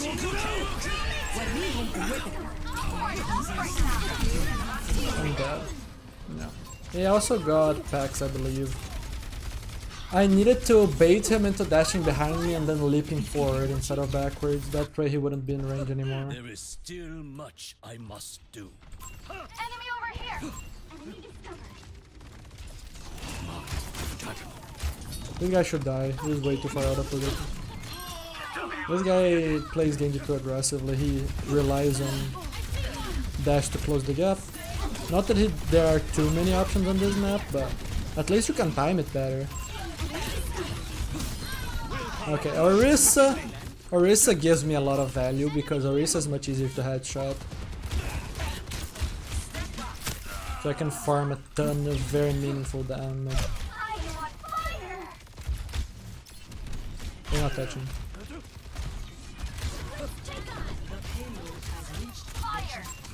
You can't hide.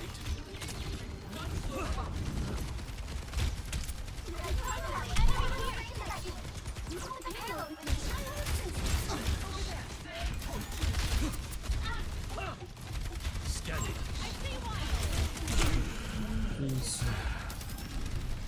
Enemy over here. Nice. Spamzo.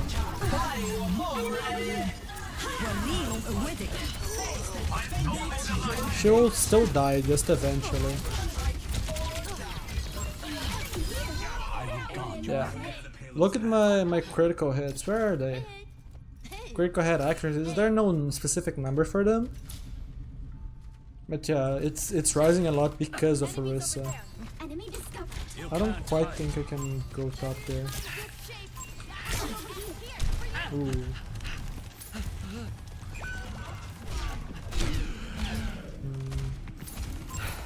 here. Enemy over here. I am restored. Yeah, just reset here. We're gonna have some good ults soon. We have time to like wait for them to waste some ults and then go for a big ult push ourselves. Because that's what we need, it's end the circuit for all. It's a tough map to cap, so we want a good team wipe. Because otherwise they just use fun advantage to get like 2-3 waves of players that we have to play. I can dragon for space soonish. Okay, we're all rotating top. Nice kill. I can solo push points. Maybe take this angle. Do something.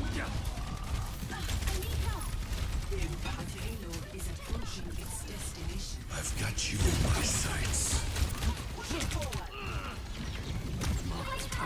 And yeah, we only used one ult, we got 3 outs.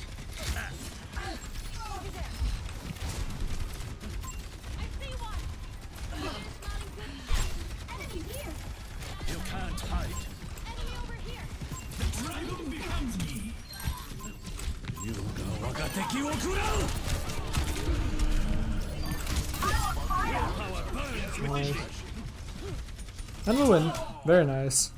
I thought we were gonna win after we got the soldier pick and I flanked killed Anna, but they used ults. But then now they didn't have ults for our ults. I took an angle on the top right. Even if I don't get the kill on the soldier and he beats me, he would get the window flank on us too late to change the outcome of that.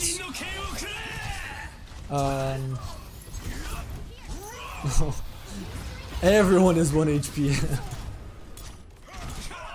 Everyone is 1 HP. So yeah, get the Brig low HP there to on my flank, and for don't kill. Dragon to see if I can finish. I do win the duel versus the soldier. Most of the game, I was not trying to take too many duels even if I could win them, especially because Hanzo is a good duelist. Because I'm not that confident in Hanzo Micro. I have barely played him lately. So I'm not too used to like the arrow speed and whatnot. So I don't want to take too many duels, but that's a duel that I decided that was worth taking. Took it. I didn't even really have too much of a choice because of how far up I was pushed there. So if I wanted to not commit there, I needed to back out sooner, I think. And yeah, it ended up working. Double kill.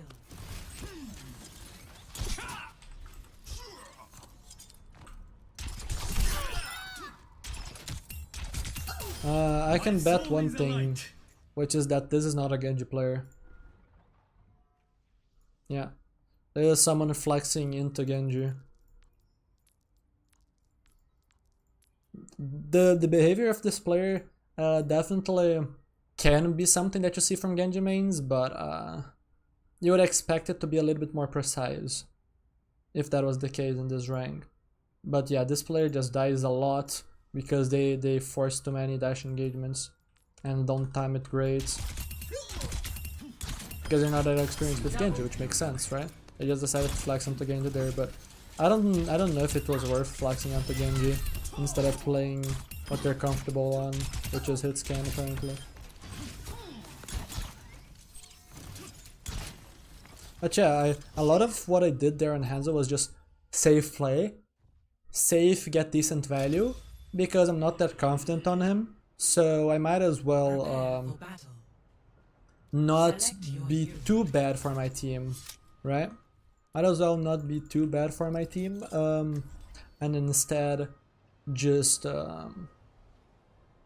not throw, and maybe not carry, but not throw, right? And it worked out, especially because I did okay. I didn't just do baseline, I did the plays that I should have, and most in moments that I needed to make a play, right?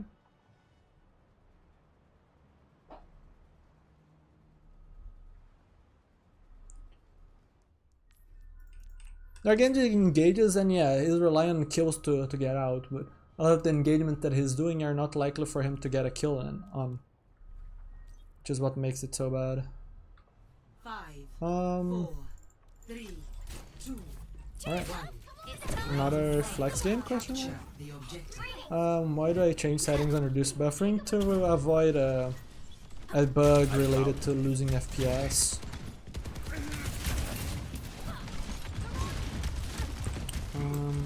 I don't know if I want to take the flank yet. Yeah, that's why. That's why I didn't want to know if I wanted to take the flank quite yet. Because I want to eventually, but maybe if I want to do that, knowing that they're gonna have that angle, I need to just go on the soldier for some cooldowns. This Bastion should die, I feel.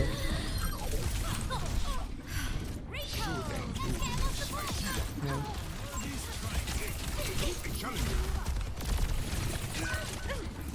Don't have recall for a bit. Ooh, that tracking was bad. That soldier was fast.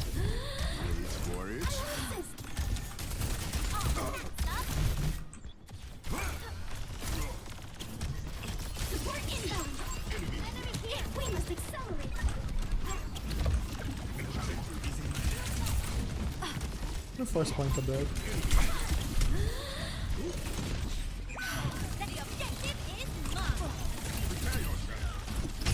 Oh, I needed to dodge that.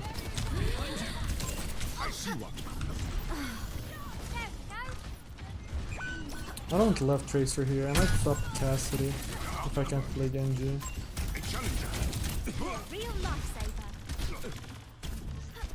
There is a bug when you alt tab, which I didn't. It's just like a habit that I have to to do it Someone needs to fill this saddle. that I built up from actually alt-tabbing and having to do it, and now I do it even if I don't alt-tab.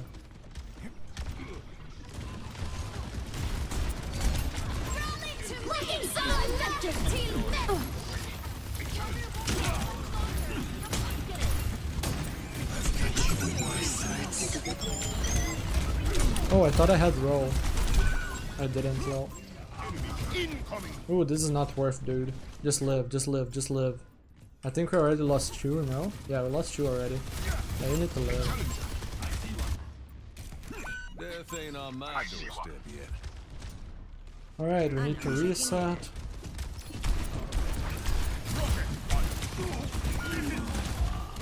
Please don't tell me I die. Okay, they're not pushing this guy. Do we get a touch though? We should. Doom is here. To orbit.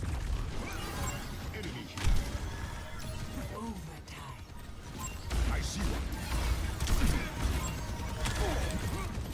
Hyper ring out. A challenger.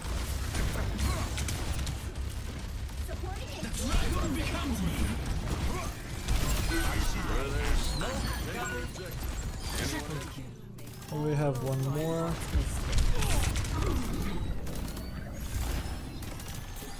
Yeah, as long as I leverage our extra heals, we're fine.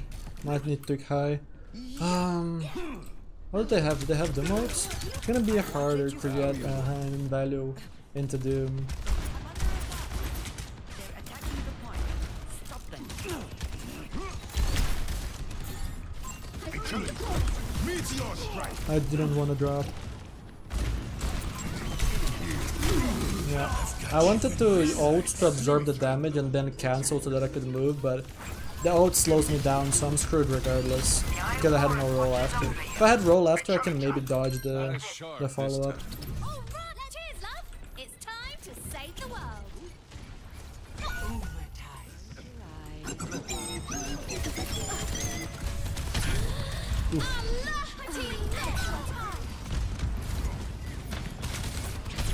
Save my KD! Best round lost. Alright. Score What are my options here? 0-1.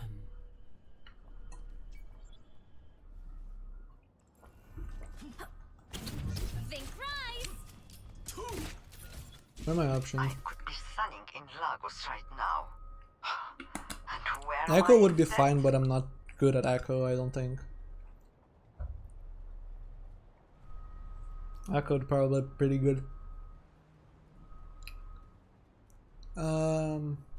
I think Cassidy is fine. 4. Someone needs to fill this saddle. Round 2. Capture the objective. We can't afford to lose another one. Everyone, buckle up. Enemy here. I need my Genji contesting that. I see one.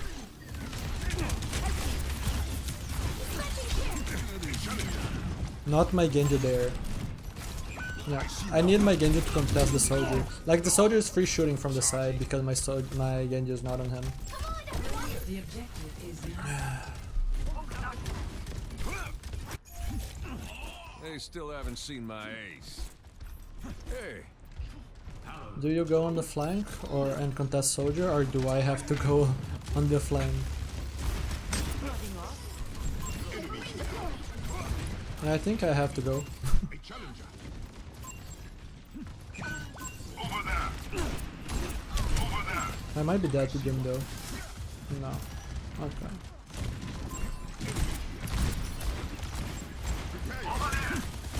I'm dead. Yeah, I'm dead. Space created though. At the very least. No time to waste. Locking satellite vector. What the gnome? Warriors. Over there.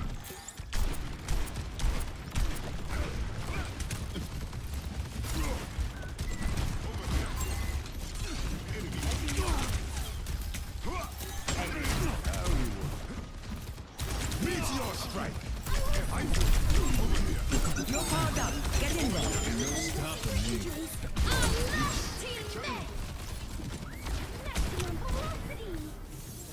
Over there. Welcome to orbit. I see one. That's what the doctor ordered. I'm dead again. At least I'm forcing the attention of Chu. Yeah. But I really dislike what my Genji is doing. I pressure main much better than he does, and he pressured the flank much better than I do. He needs to be on the flank, not me. I just have to fix his mistake, otherwise we just get shot by the soldier in the flank perma. Now he is controlling that, finally.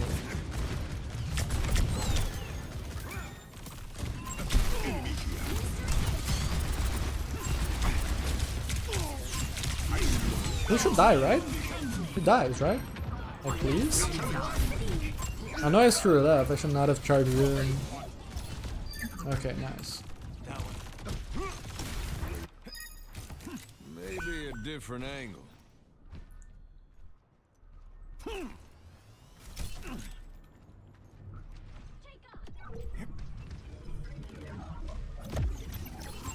see one. Close your eyes. Enemy here. Dude, I have like a bug on my leg or something right now. Next object. Not that bad.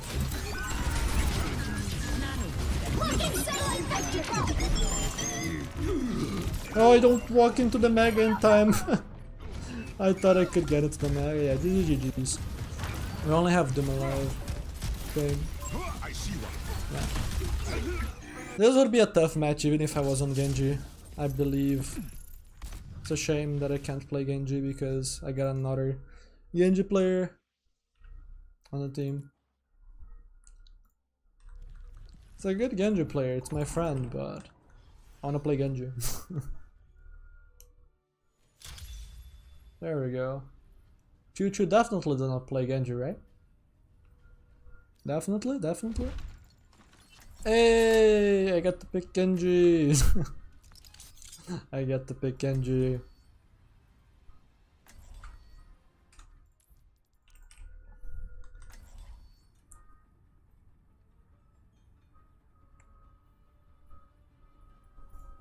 What are we at? Up 1, I believe? Yeah, we're up 1. Setting my equalizer to absolute destruction. The classic Doom, Genji, Junk Lucio, and Junkertown. Ah yes, the meta comp. I think I might just give this flank to Junk. Just one more mission. I just give it to him. And I think we're gonna play into Ryan, unless Wow Thing decides to go Orisa again. 5, 4, But I believe he mains Ryan. 2, 1. Attack commencing. Yeah. I have a damage boost Widow. Nice. Enemy here.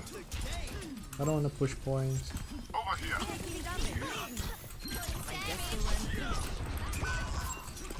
I don't want to be the one pushing points. I see one. I want to dive. But our whole team is diving, so someone needs to take point.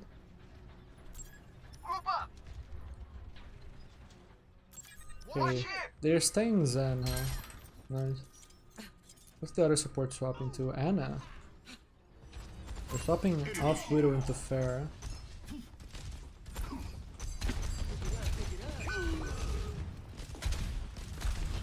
Payload secured. Let's move. Targeting hostile. Cover. Over there.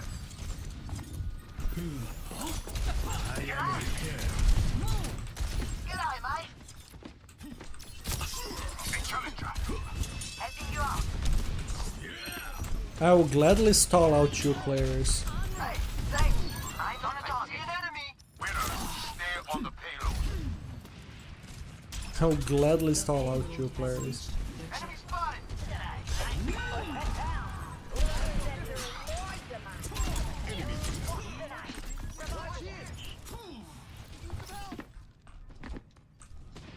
Dude. Bro. It's hard to focus when you're constantly scratching your leg because it feels like something is on you. I don't know what it is. I don't think there is actually a bug or something doing it. I think it's just my body just itching.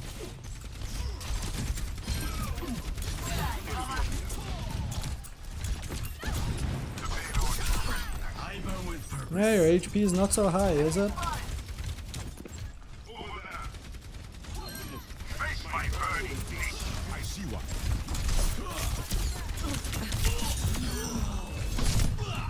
Something that I find interesting is how 225 HP targets are the same breakpoints as they were before 200 Season 9 changes, I believe. Because you used to let them live with like 198 HP, I believe, unless I'm wrong. I could have my math wrong though.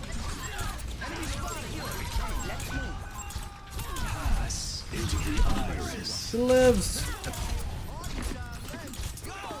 You're far down. Get in there.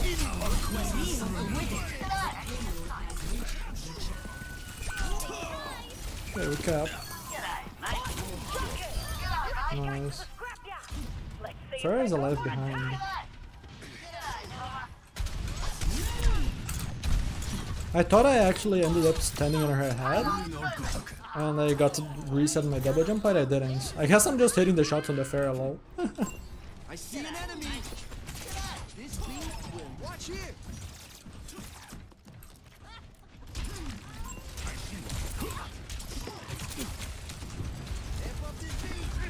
I'm under attack. Oh, let's break this. Damn! Dude, there we go. No, no. I missed many shots. I did that combo on the Tracer not because it was smart. It was just because I was pissed at myself from how many shots I missed. Literally just that. I was like, poke, I'm better than that. So I was like, I'm gonna combo her, and I hit the combo. I just missed the kill shot, which is literally just a single body shot that would do it. Wait, what? What is that Farah doing? What's she cooking? She has 7 deaths already. She's probably swapping off at this point. Right?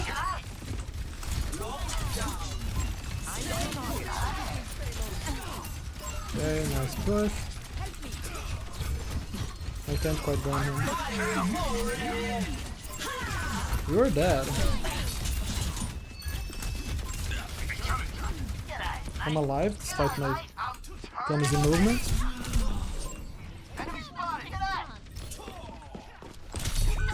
My deflect didn't go off. I still lose. Wait. What? Did they rage quit?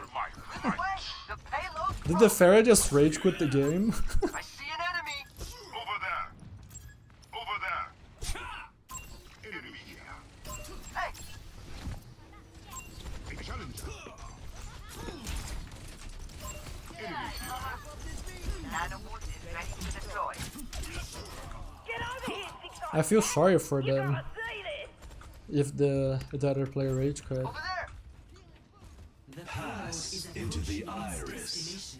Do we cap? No, because I wasn't in point. It's a shame. You're powered up. Get in there. Okay, my position is good. I don't think I should be standing point there.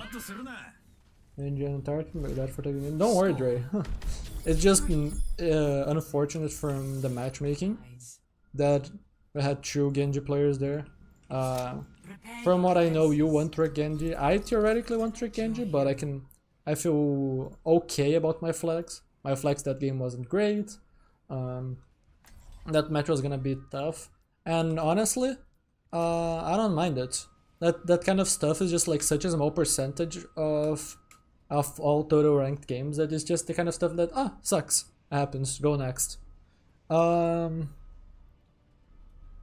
thing I will say though, I have one big complaint about your play on the second map, with you not controlling the soldier angle. I feel like we could have won the second round if you maybe controlled that angle instead of letting the soldier free shoot. I'll crank it up next time. But it was gonna be a tough game. So that's just a little piece of advice for you. Oh, they're back. Maybe they didn't rage quit?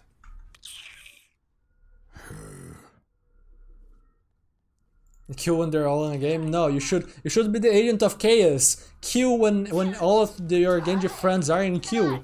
So it's just 4 Genji players in the same lobby. And then the person that doesn't lock Genji fast enough locks Hanzo, and then it's just the Shimada matchup. Enemy here. They have a video Must stop again. the payload's progress. Wait, you swapped off? I thought that the Tracer was gonna be not full because she fought the... the Zen did not have the trigger discipline to not shoot. Oh, imagine if I killed him with that, with those snipes. That would have made for an interesting clip. Okay, I thought that Tracer was not gonna be full because of the Lisho. And so I just surprised her with a quick little combo. And we have to finish. I don't really talk in game anymore because I just would rather focus on play. I also prefer to play with chat hidden because of what people will sometimes chat in game. But I just prefer to keep it hidden. But I usually don't chat in game anymore. Nice.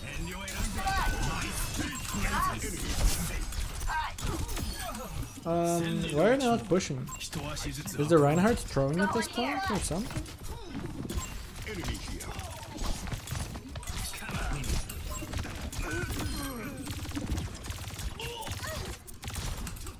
We need to stand in the payload's way.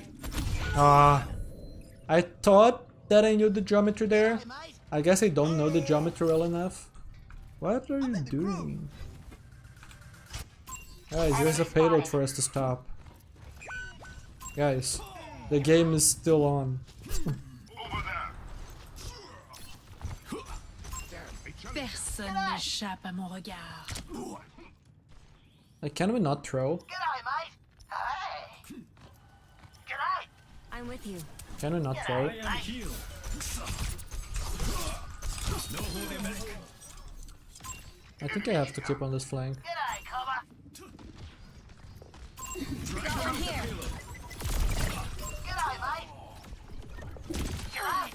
It will be fine. We can win the 3v4. I will report all of those players though. And I will give the game evidence to so that the developers can do something about it.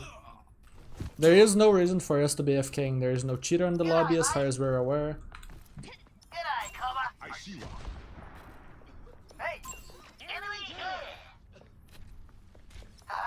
Yeah, there is no cheater in the lobby. They're just throwing because they're like, oh, my team is shit, I'm gonna throw. So yeah, I don't care what you think. You're in a ranked game. You have to try your best. So it's just like this kind of behavior is just cringe to me. So I would just let the Blizzard developers choose what they want to do. Do these players repeat these actions repeatedly? Repeatedly. Nice sentence. If so, they're gonna get banned. If they don't, maybe they won't. 30 seconds remaining. This is just a massive waste of time, dude.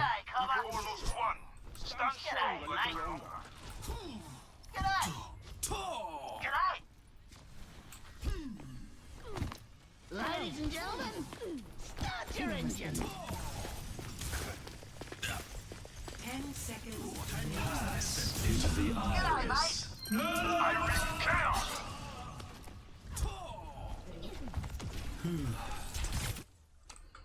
Alrighty. So who was it that started it? I can't report the whole lobby, I don't think. Because like after some people already gave up, the game became kind of pointless to continue. I don't think I can blame everyone. I think I'm gonna start by doing this. Watch their attack round. And then it's you. What? Why do I not have a Ctrl-C, Ctrl-V? I don't know why they removed it. Share, copy.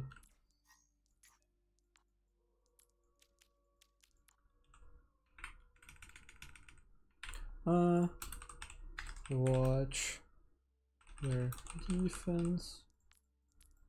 And you. Watch their defense. There you go. Now it's up to the devs to decide what they want to do with that.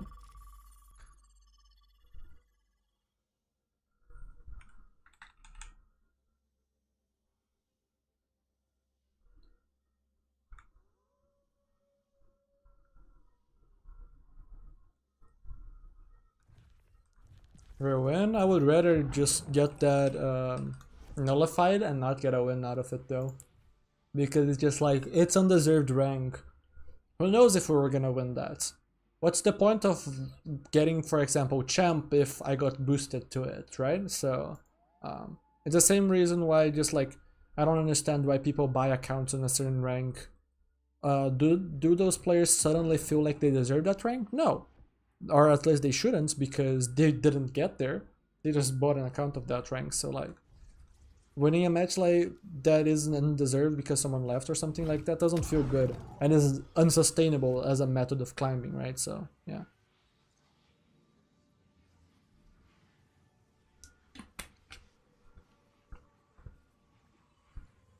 So I just don't like it. And it's one thing to be like, ah, sure, because you gotta leave, but you can't do anything about that. Like, yeah, fair, you can't do anything about that. And if people always just like drew lever lobbies, let me just leave this so I can actually talk. If people left lever lobbies, or not left, drew, then there would be a culture of grouping up with someone on an alt that they don't care about the rank, and those players would start leaving the match when they started losing, so that players would draw the match, right? So that would be exploitable if there was a culture around that. So you can't really do anything about levers, but cheaters, yeah, you draw those matches with cheaters. But I find it like really stupid when players know that there's someone that's cheating on their team and they don't want to draw. Like, those players need to be banned alongside the cheater, right? Even if they're not in group. If the player is known to cheat, right? I'm not saying just like a random accusation. I'm saying if the player is known to cheat, there's evidence that the player cheats. For example, everyone know that they're cheating because they've been cheating for days. Streamers have clips of them aimbotting and stuff like that. And you knowing that, don't draw because just like, oh shucks, I'm just gonna get the free win, and the people that are versus us are gonna get it back later. That kind of behavior doesn't belong, right? So that kind of stuff certainly should be punished, right? And I've seen way too much of this. Like, before, in the past, Overwatch players, at least in high rank, were very good about just like, there's a cheater in the lobby, withdraw. But nowadays I feel like people have stopped caring as much, and people have stopped caring about cheaters, which is stupid. Cheaters should always be treated the same.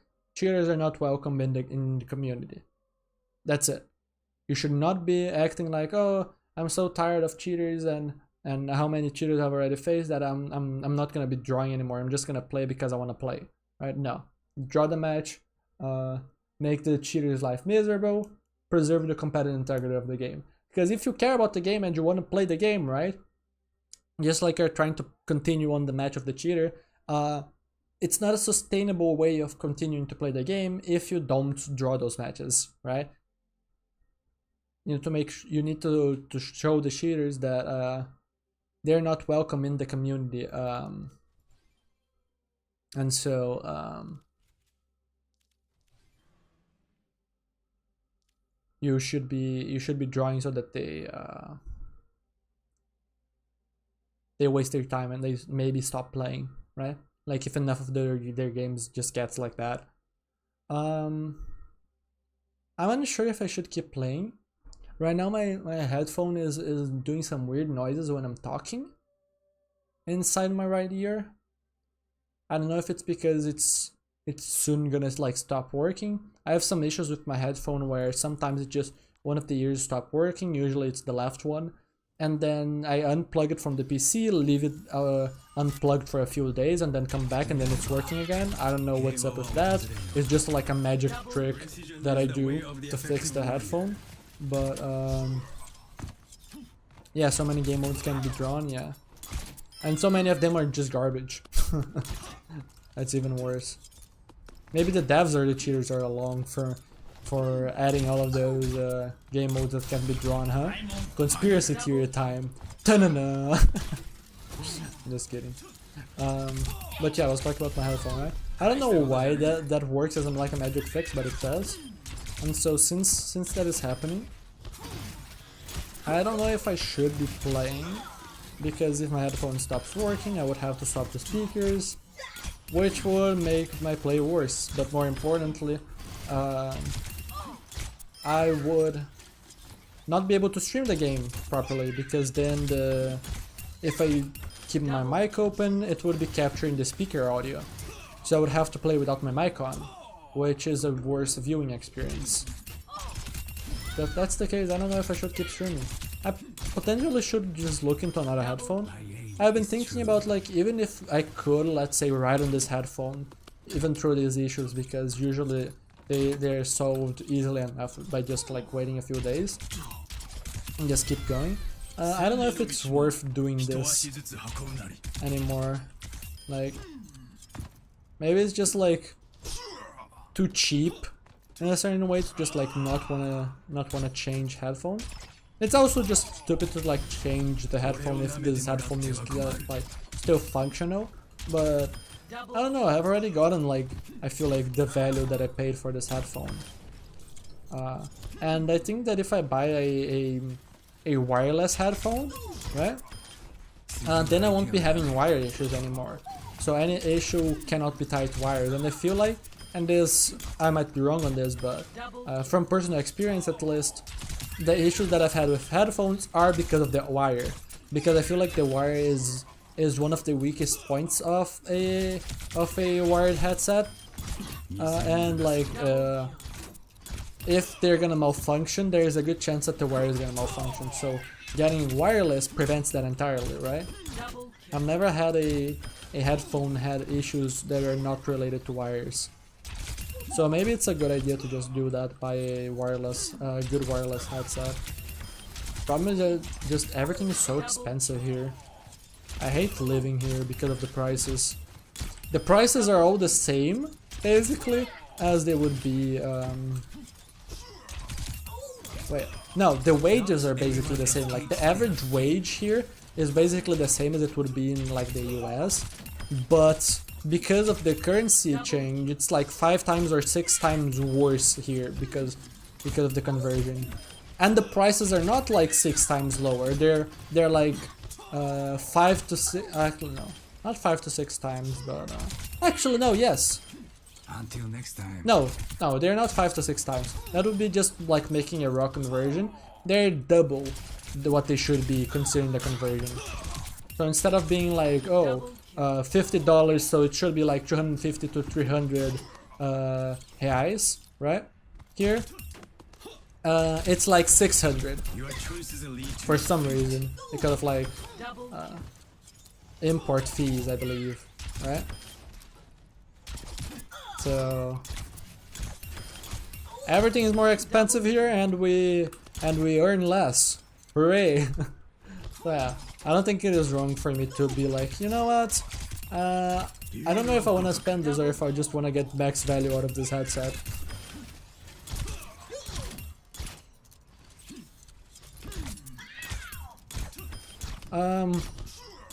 One thing that I'll comment on, I don't know if you have noticed, but I'm trying not to like stream every day because I don't wanna force my vocal cords too much. I need better like hydration habits, right? Like I need to drink more because I need to drink less, but like more often, so that I don't end up like straining my vocal cords, and I also potentially just like speak less, but I just speak a lot on streams, and there's a lot to talk about, so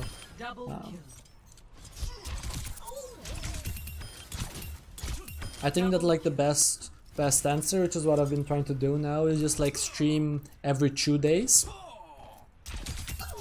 so that I give myself a little bit of time to recover between streams. This stream I feel like I have not really had any issues. I feel like I was better in terms of hydration.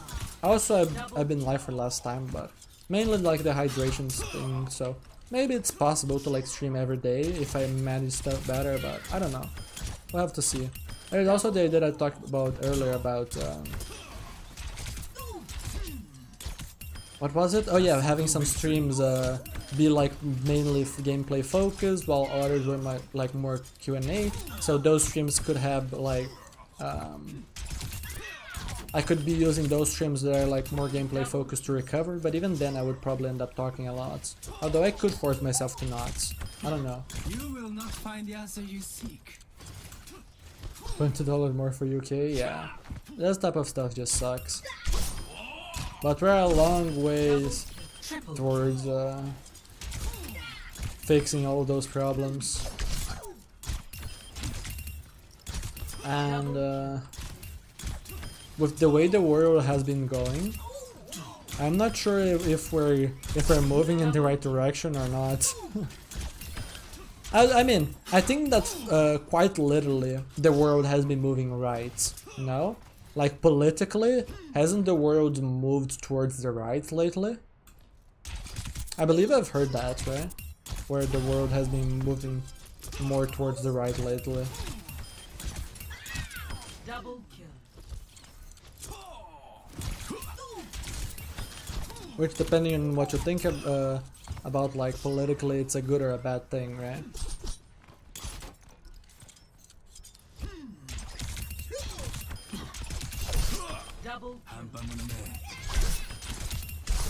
Double kill. Triple kill. My enemies topple. I've not been feeling any of the issue on my headphone from all this talking. I might play a little more. Not too much more. I've been live already for 2 hours and a half, but maybe a little bit more.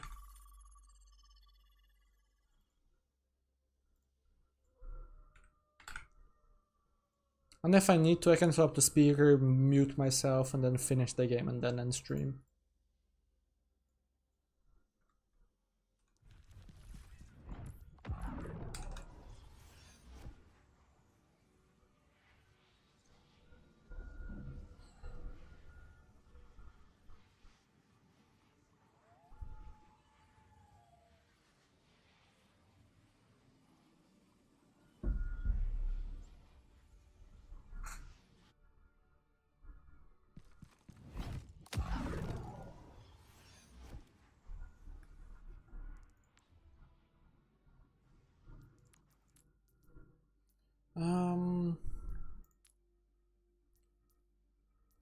Yeah, we're up 2 now after that game. Ready for I wanted to see was this. How did we lose this? Why Ryan die? Ryan's controlling an insane amount of space. I earned the flank versus the Genji, and now I have 4 points. Genji's half. That's what happens. My Ana doesn't. My Ana is rotating when the Ryan is there, and the Ryan expects backup. I think that this is just wrong. I've seen way too many Ryan players Not saying this is Ryan is a bad player. I think this is a good Ryan player, really good Ryan player. But like, you have too little resources right now, and even if you had like more shield, at this HP it's too risky for you to fire strike. I feel. So I've seen too many Reinhardts just do this, where they just go for this type of fire strike. Even if this guy had like 200 HP or 300 HP right now, these players are gonna deal a lot of damage. You need to just not greed this fire strike, because getting stuck on this animation hurts. It's like absolutely an issue with my Ana, but like my Ana also has to do other things. My Ana went in to support the Bastion in the meantime, right? And then the Reinhardt died immediately after. So yeah, the Ryan misplayed that, and that's why we lost this fight, which is a shame because we had such a big advantage. If our Ryan pins back, we get to heal the Bastion on the angle, and then heal the Rhino up so that he can go point. We should have a fight win here, but alas, what happened happened.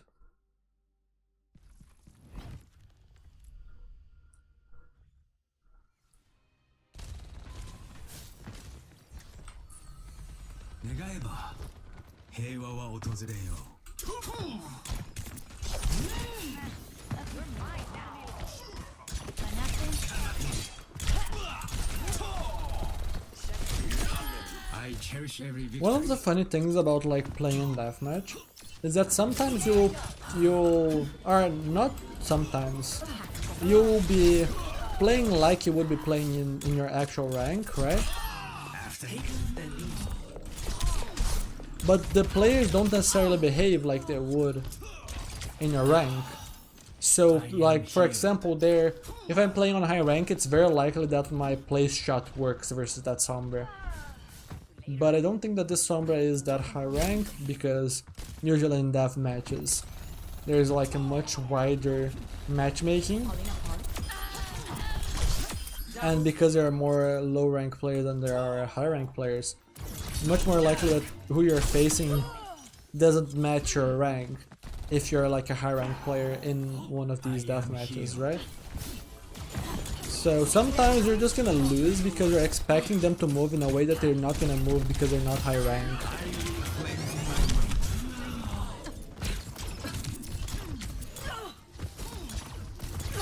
Which is funny.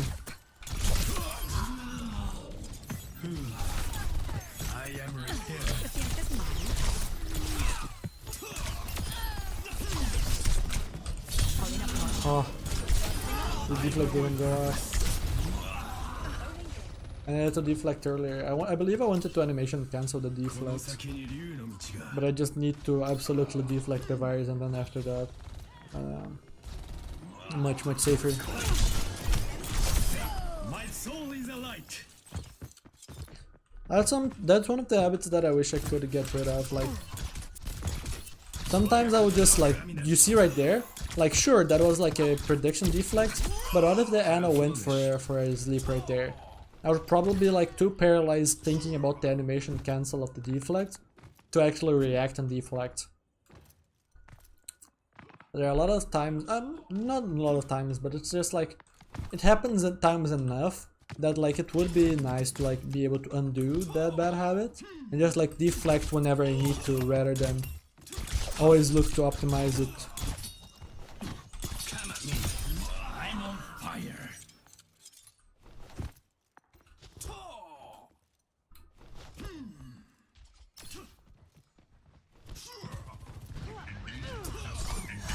Alright, let's welcome this Sojourn player to this deathmatch with a blade.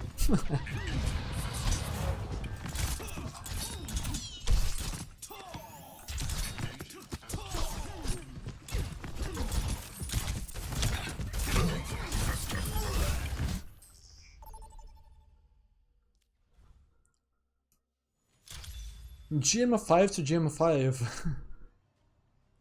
Guess we know the rank of every single player in this lobby. No guessing.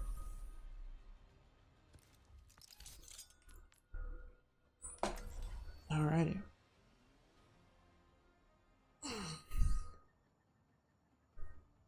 Let's see, can we get a full hold going? A full hold would be nice. Just make this a quick little like 5 to 6 minute match. 平和は訪れよう Get time in for another one. Let's go to the arcade after this. A battle's end calls for meditation, not games. Get it? Everyone's scared to take on the best player in the How world. much time is left in the season? Has it been like more than half or no? I don't remember when it started. Was it at the start of this month or at the end of the last one? I think we're not in the mid-season yet. I think not too much time has passed this season. If I had to guess, but I could be wrong here. 4, 3, 2, 1. And December 3rd? Okay, so I'm very wrong. It's already at the End end. objective A.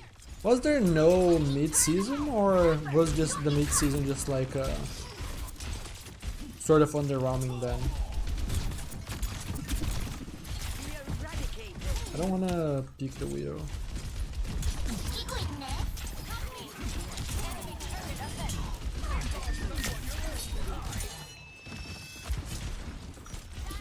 Okay, here off Widow.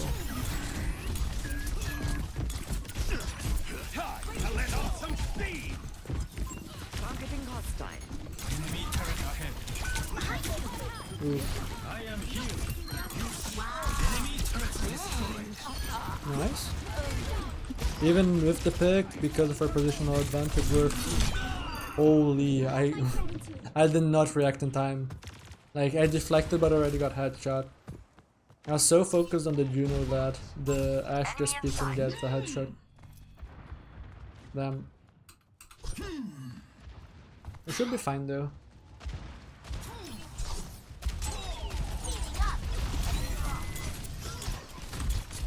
Might be able to kill D.Va?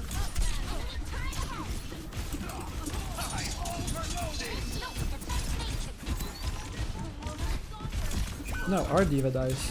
Huh. Damn. What a bad turn of events. So much for a full hold, huh?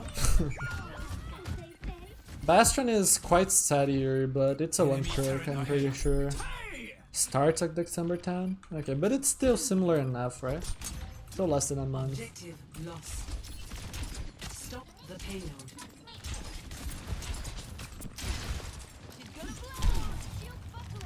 Really hate TNT.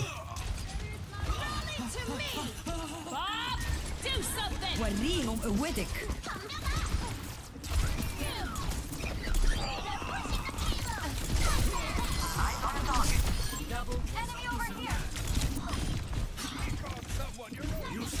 Enemy turret destroyed. Nanobot is ready to deploy. Enemy spotted! Over there! Turn.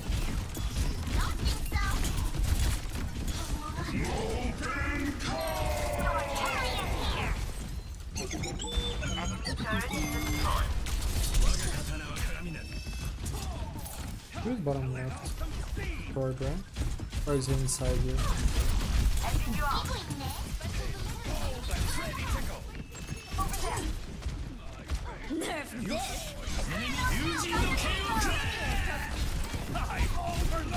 Okay, I don't get him out. Okay, I got the Juno ult out, at the very least. I got the Juno ult out. Probably don't get the mana because she was kiting the bomb is my guess. So it's just a bad play on my part. Okay, TNT doesn't hit, I should live. Hide my head from the D.Va. Don't have cooldowns quite yet, so I'll roll out in a bit. He's gonna take top again. Not quite. Or is she? Nice.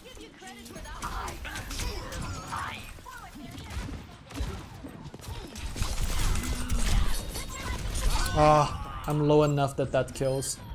She dies still though. I wanted to have a better approach on her, but They're pushing the payload!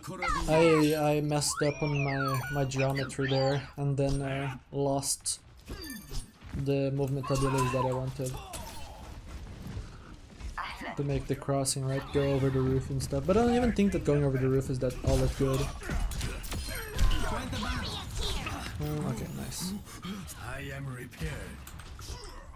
Use rally. They're gonna have another Bob.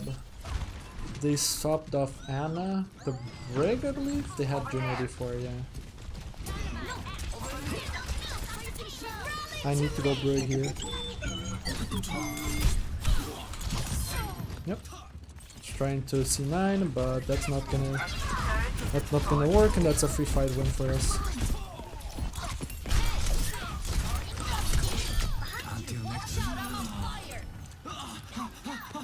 Oh yeah, we killed the Torb already. I really wanted the Diva D-Mac, but this will do. I'd like to farm a little bit more Blade Charge if possible. Yeah, that's all my ammo.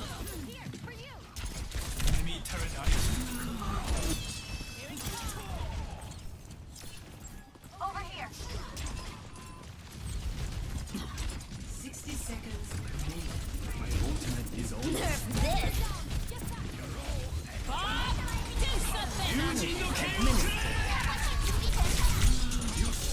Enemy turret destroyed. I really wish I got a nano there. Targeting hostile. I'm on fire. What else will Enemy turret ahead. I need to make sure my ammo lives here. I'm gonna poke the Diva out of the angle. 30 seconds. We've got to hold our ground, everyone. Enemy turret destroyed. Blocking satellite vector. Payload down. I've got you. Enemy turret. If I get a nano there, dude. If I get a nano. Each journey has its trials.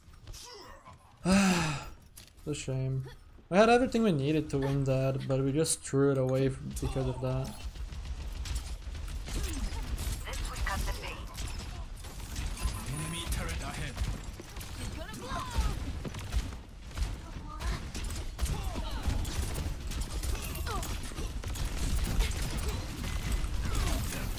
Enemy turret ahead. I can't anymore. Wait, that's our Diva. Can probably kill this Torb. Enemy turret destroyed. I'm gonna back up over here.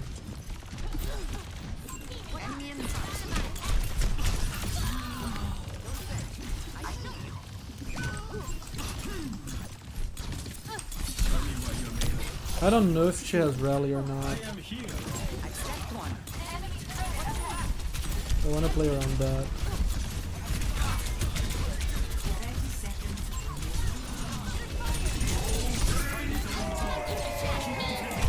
I am outrageous. Close your eyes. No kill. Nerf this. You're powered up. Get in there. This is no time to die. She has coach, but this is fine. I already got enough kills. And she just walks into it. Charging. There we go, Nanoblade will win! Yay, pluggers! I'm gonna be very honest. I currently have a small sample size of like GM games, but I will say, usually high rank games are just like Select your hero. much less stressful than Masters games, because Masters just feels like a rank where you have to do so much and you still lose because your teammates are just making some dumb mistakes. Whereas here, if you are consistently doing your job, you're in a rank that is high enough that you can usually just like trust your team to do their job and they're gonna do their job.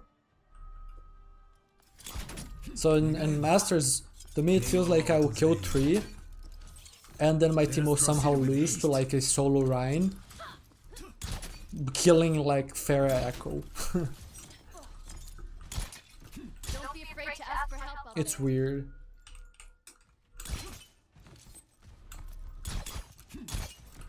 it speaks more to like player skill sets, right? Where if you're more of like a workflowy type player that just does their role and like is consistent but doesn't really have an X factor, they're gonna do better in high ranks.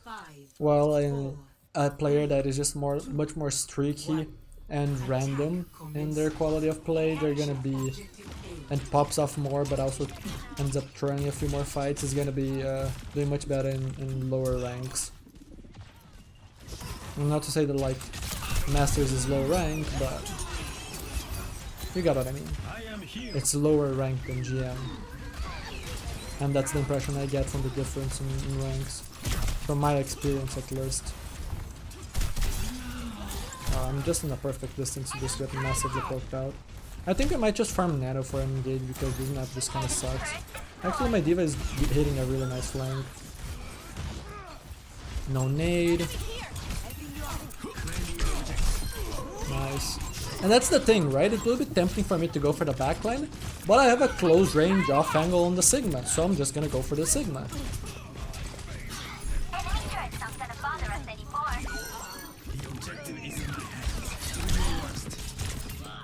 Man, I just can't be playing the open there.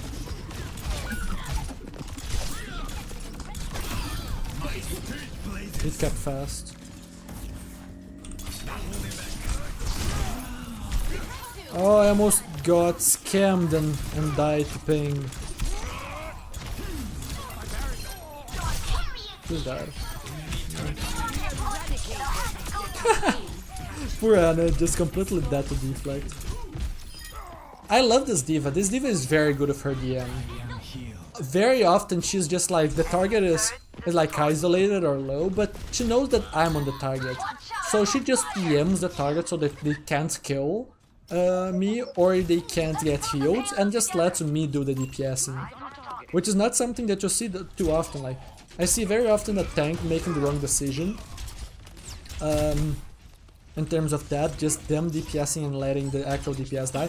Or a support that should be pocketing a DPS because they can hold the angle, trying to DPS, letting the DPS die, and then they control the angle themselves, but at what cost, right? They lost you.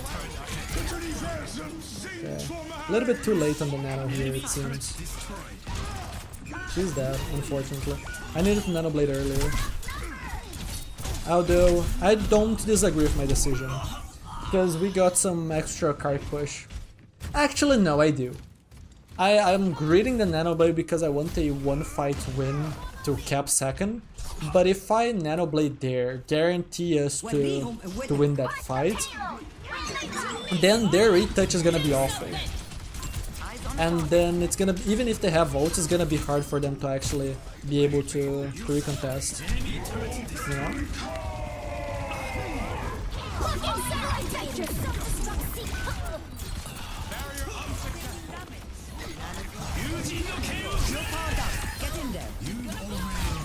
He doesn't have coach gun because he tried to coach gun top, I think, before. So I need to be more willing to just nano blade in that type of situation. Because they're just gonna have an awkward touch. Oh, shame.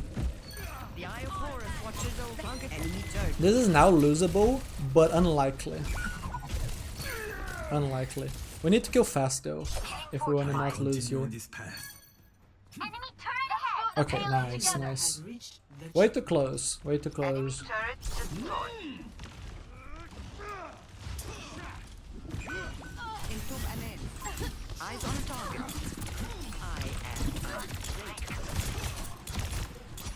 Enemy turret ahead.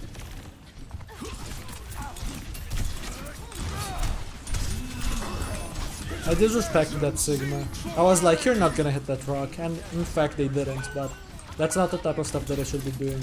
I was literally playing with fire, and fire did not burn me.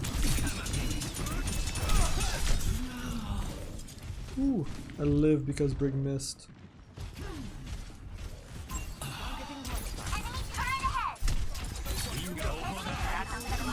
Is Reaper set up top left, actually? I wouldn't be surprised. because we're looking to hold close.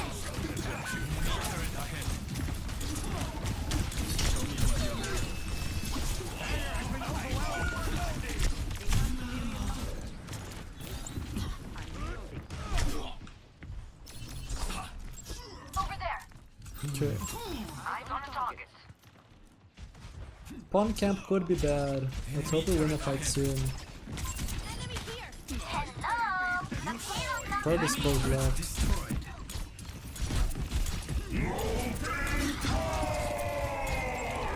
Nice, we can just disengage that, and we didn't pay attention to our bastion.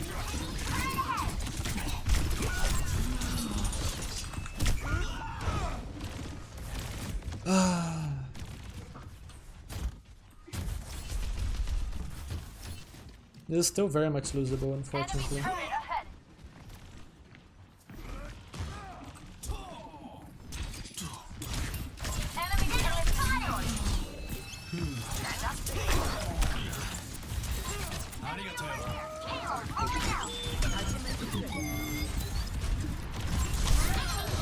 Nice ult.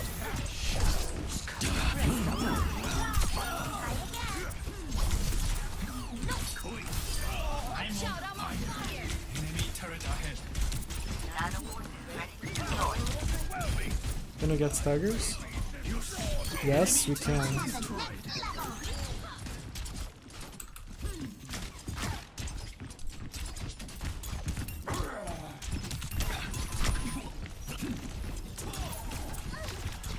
Okay, and he's getting top right now.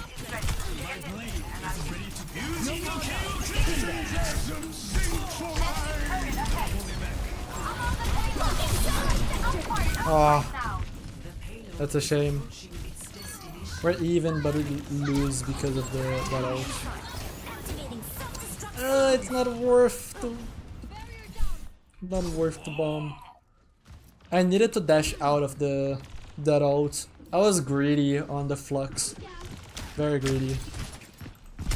Cause like he's low enough. I'm not gonna die from this. I can finish him. I know I was right that I was gonna do, but like, problem is that if I dashed, that would probably be too far to finish him. It was a fine nano blade. It's not bad for me to focus him the way I did.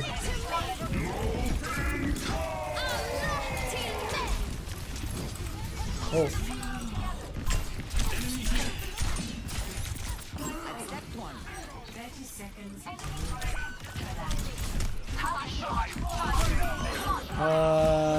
This is bad.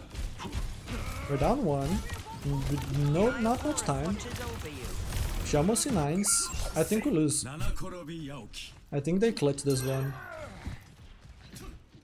10 seconds. Although I think I can touch. The question becomes if I can live.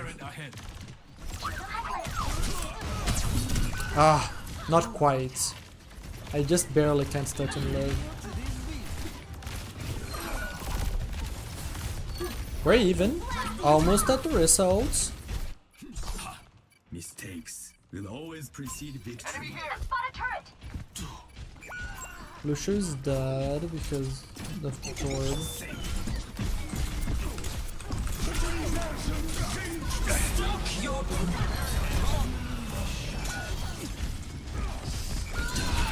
Ah, that's such a shame. I rushed the nano blade. Like me focusing the sig there is not bad, but I could definitely have waited for a better setup. One of the problems is that I didn't want to dash too far and go for the backline because I was afraid I might be too far for the Ana to nano me.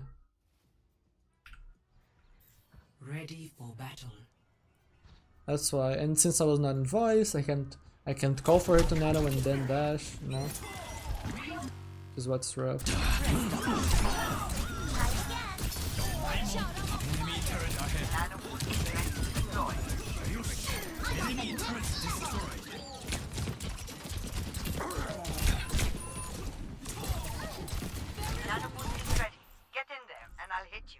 Yeah, because like if I dash here, does the Ana have LOS all the way here? I mean, not LOS, but does Nano work all the way there?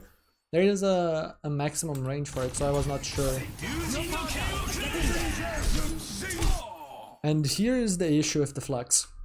If I dash out of this, I cannot finish the Sigma. And since I'm not close to the Brig or something like that, they still have cooldowns in order to outplay me, right? So I didn't really want to dash to dodge and go for someone else while he is low. But I also couldn't really dash to quickly dodge and then finish him. I can't dash above and dodge it through heights because this is not high enough. The Juno has... I can one-shot the Juno, but it depends on no healing, and it's a gamble, depending on her movements.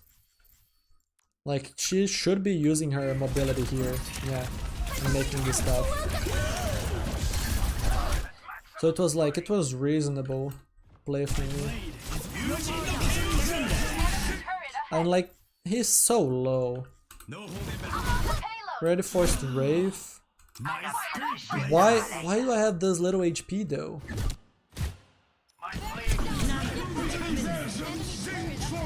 I get someone needs to push point, but I don't know if my break should be the one points. I don't know if my break should be the one point. Like, I need packs there.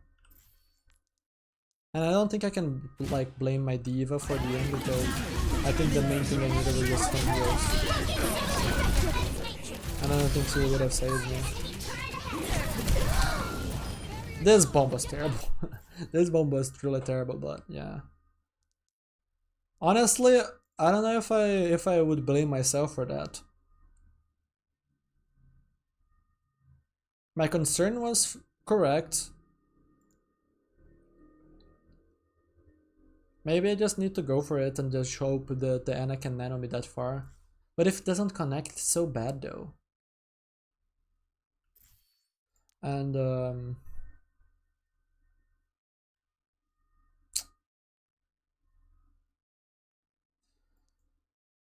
truthfully here, like, if you look at the ground, it would still be fine, but like, our Bastion just gets rolled by their Torb. Like, this just can't happen. What was her Ana focusing here? Yeah, she just did not watch that. Yeah. I'm gonna be... it's not a bad Bastion player. Not a bad Bastion player. But I don't like playing with Bastion. I wouldn't blame anyone here, honestly. I would just say the enemy team played well. One thing that I will say is a shame though is that Bastion demands a lot of resources. While in a lot of these situations not getting too much in return. Like the Torb and the Ashe that they had for a long time can just like outpoke the Bastion. I think I just avoid Bastion.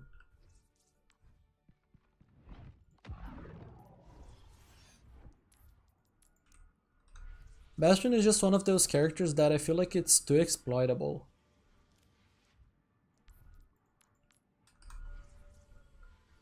And I don't like that.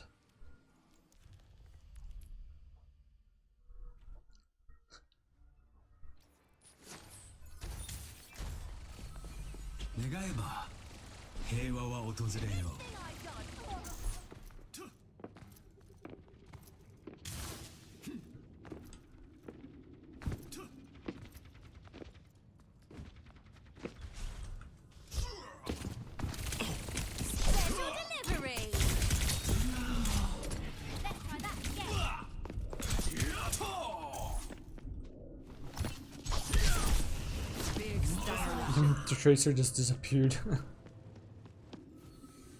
Mistakes will always precede victory. What up, Zayden? Gonna talk about thought process? I'm not gonna go very hard right now because I've already been streaming for a long time and my water is over and I don't wanna go look for more water. But if you want my thought process, you can just get rolled. If you want my thought process, you can just like watch basically any of my streams in the live streams playlist VOD. If you haven't already, you can watch my thought process series. You can also just watch like the previous games in this stream, which I have some thought process stuff talked about.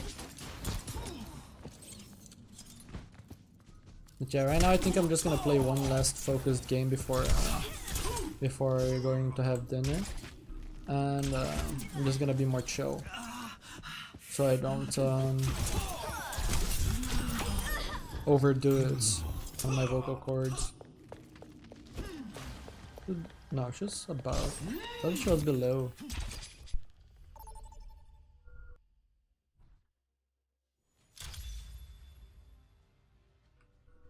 Alright, I think half of my games today are not gonna be Genji. I'm gonna be very honest, I think half of my games today are not gonna be Genji. I mean, not quite literally half, but yeah. Muma. What is Muma gonna play? Yeah, probably some stuff that is exploitable by Pharah, so I probably play Pharah. I could play Hanzo, but this is a fine Pharah map. I think I will play Pharah. Want to hear a secret joke about peanut butter? I sure do. Sorry, can't tell you. You might spread it. Wait, I'll get it. 6-6? I don't like 6-6. I mean, I don't hate it. I played Overwatch 1, but 5v5 to me is a superior format.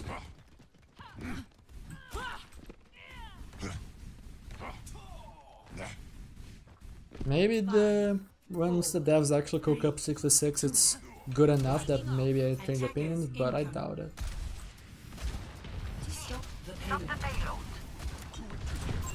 I clicked the wrong button, I meant to throw the boot.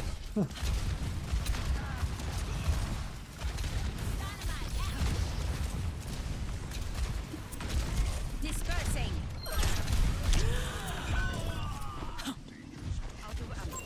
Enemy detected. Thank you. Enemy in sight. Enemy over here. Taking to the air. Why are you trying to rock the Pharah, bro?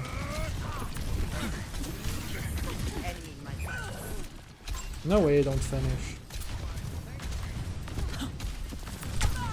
Repositioning.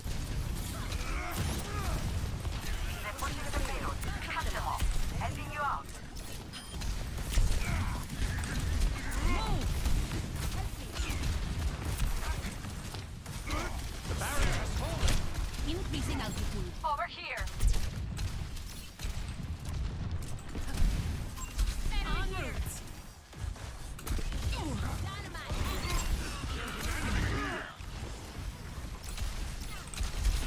Scatter.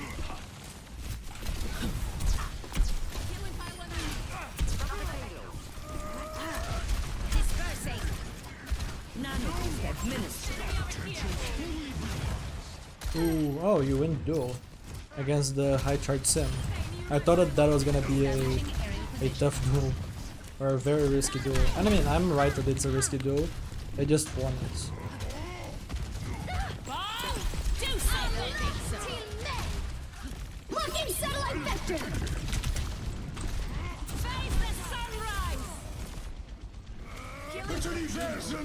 Nah, we C9, dude.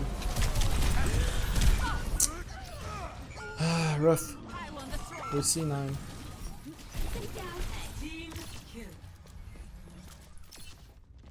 Let's show him some air power.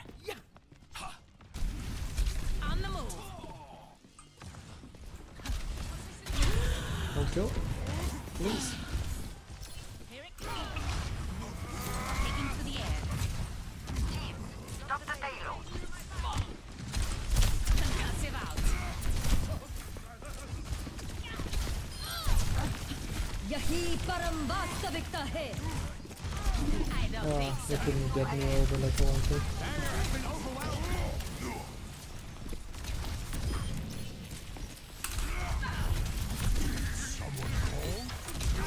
Blasted. Taking damage. Aerial positioning. Underway. Administered. Scatter.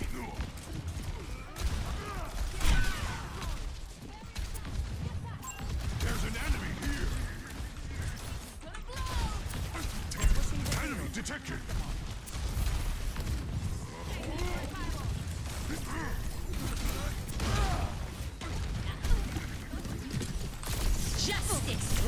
Oh, they're both one. Looking so like the team men.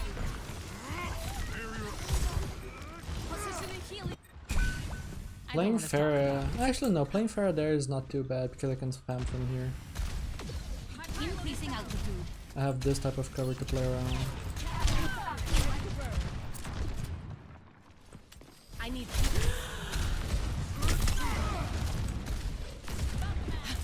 Okay, maybe no healing then. I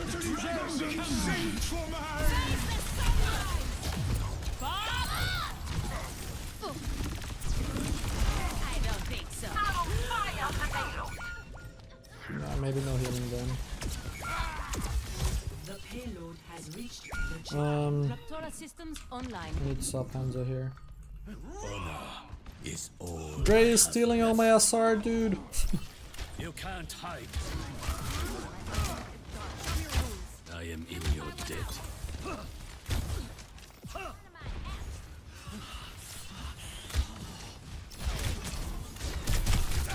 Actuating the barrier. I'll find them. Enemy in orbit. The barrier cannot defend. Barrier unsuccessful.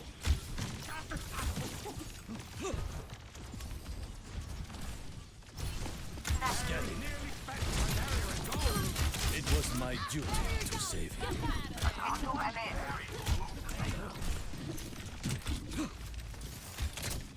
Thank you.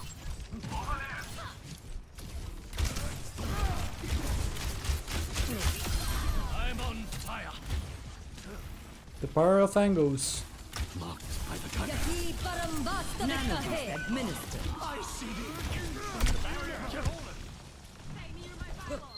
أنا محدش يقدر علي. Better.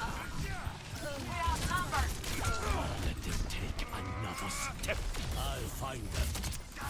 The payload is approaching its destination. Looking satellite vector. Dre! What are you doing, Dre?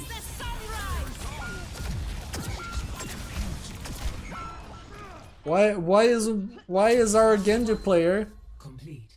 doing worse than the Genji player that's flexing? Score 0-3. Switching sides. We're doomed. We're doomed. Matchmaking screwed with me. Matchmaking thought it would be funny to put me 3 times in a day with the Genji player. Nah, I'm not gonna tell him to give us Genji, to give me Genji. I can flex. He can't.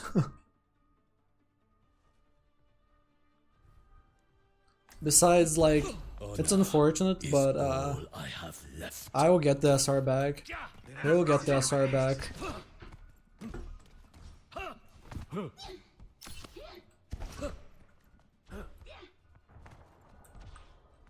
Even if I was like 1 match away from champ, like, yes, I would be like I would be like very sad at that moment, but it's like, if I deserve champ, I'm gonna win matches, like more matches than I lose. So if this is one of the matches I lose, then I'm just gonna make up for that by winning some other matches, right? So it doesn't really matter.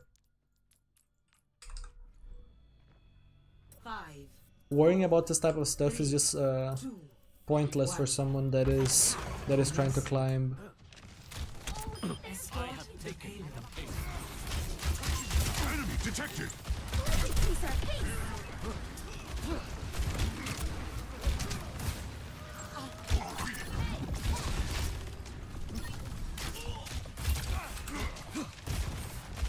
Marked by the dragon.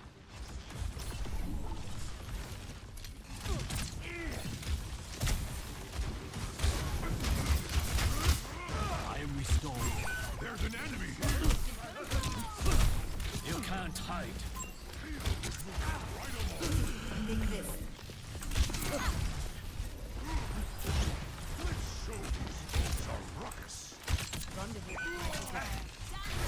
It also doesn't help that our Winston is just perma-dead.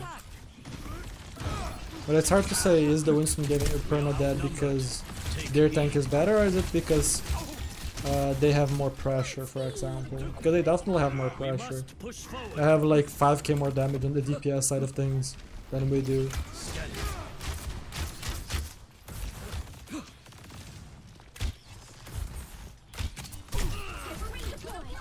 Like if I had to guess, Dre needs to shoot Sigma more.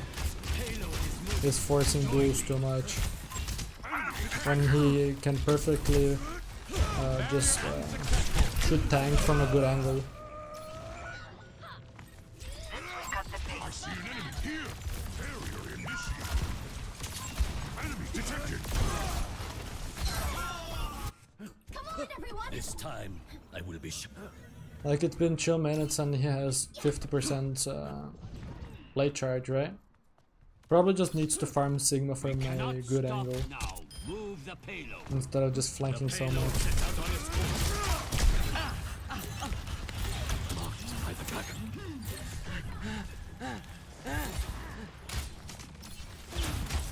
Nice. Willpower burns within me.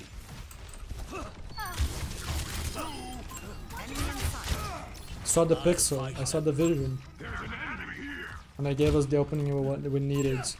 Ash, who is the main spammer on their team in terms of damage, picked off before the fight starts, giving us insane amounts of space. Locking satellite vector! I think I'm dead. Enemies left here. Maybe not. Bob, do something!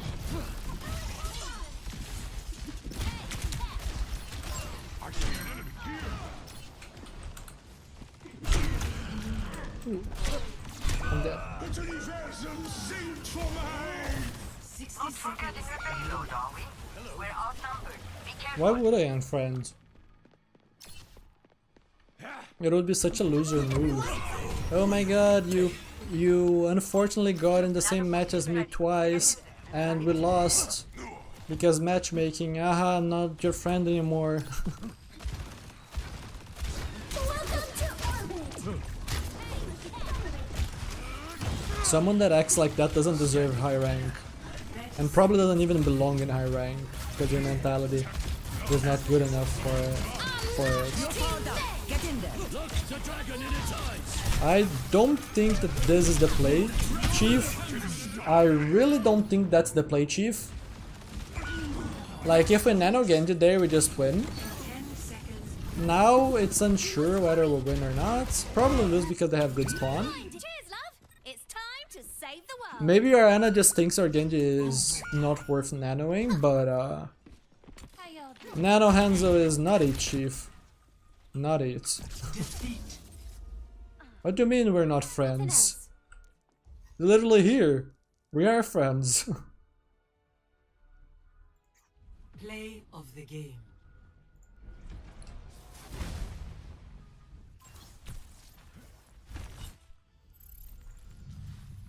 Okay. Was that an accident or was that like on purpose? I'm really curious. Ready for battle. Where is the Carry my support? burdens alone. Minute. 30 seconds remaining. You're far No. Get in there. Actually no, that's probably meant for Winston, but even then, this has to go on Genji. This has to go on Genji. Genji has a nice angle for Blade. He's trying to set a Blade, but yeah, this nano just tosses it. 10 seconds remaining. Yeah. Shame. Okay. Oh well. We go even today, but like going even today with like the only 2 matches that we lost. Actually no, not only 2 matches that we lost.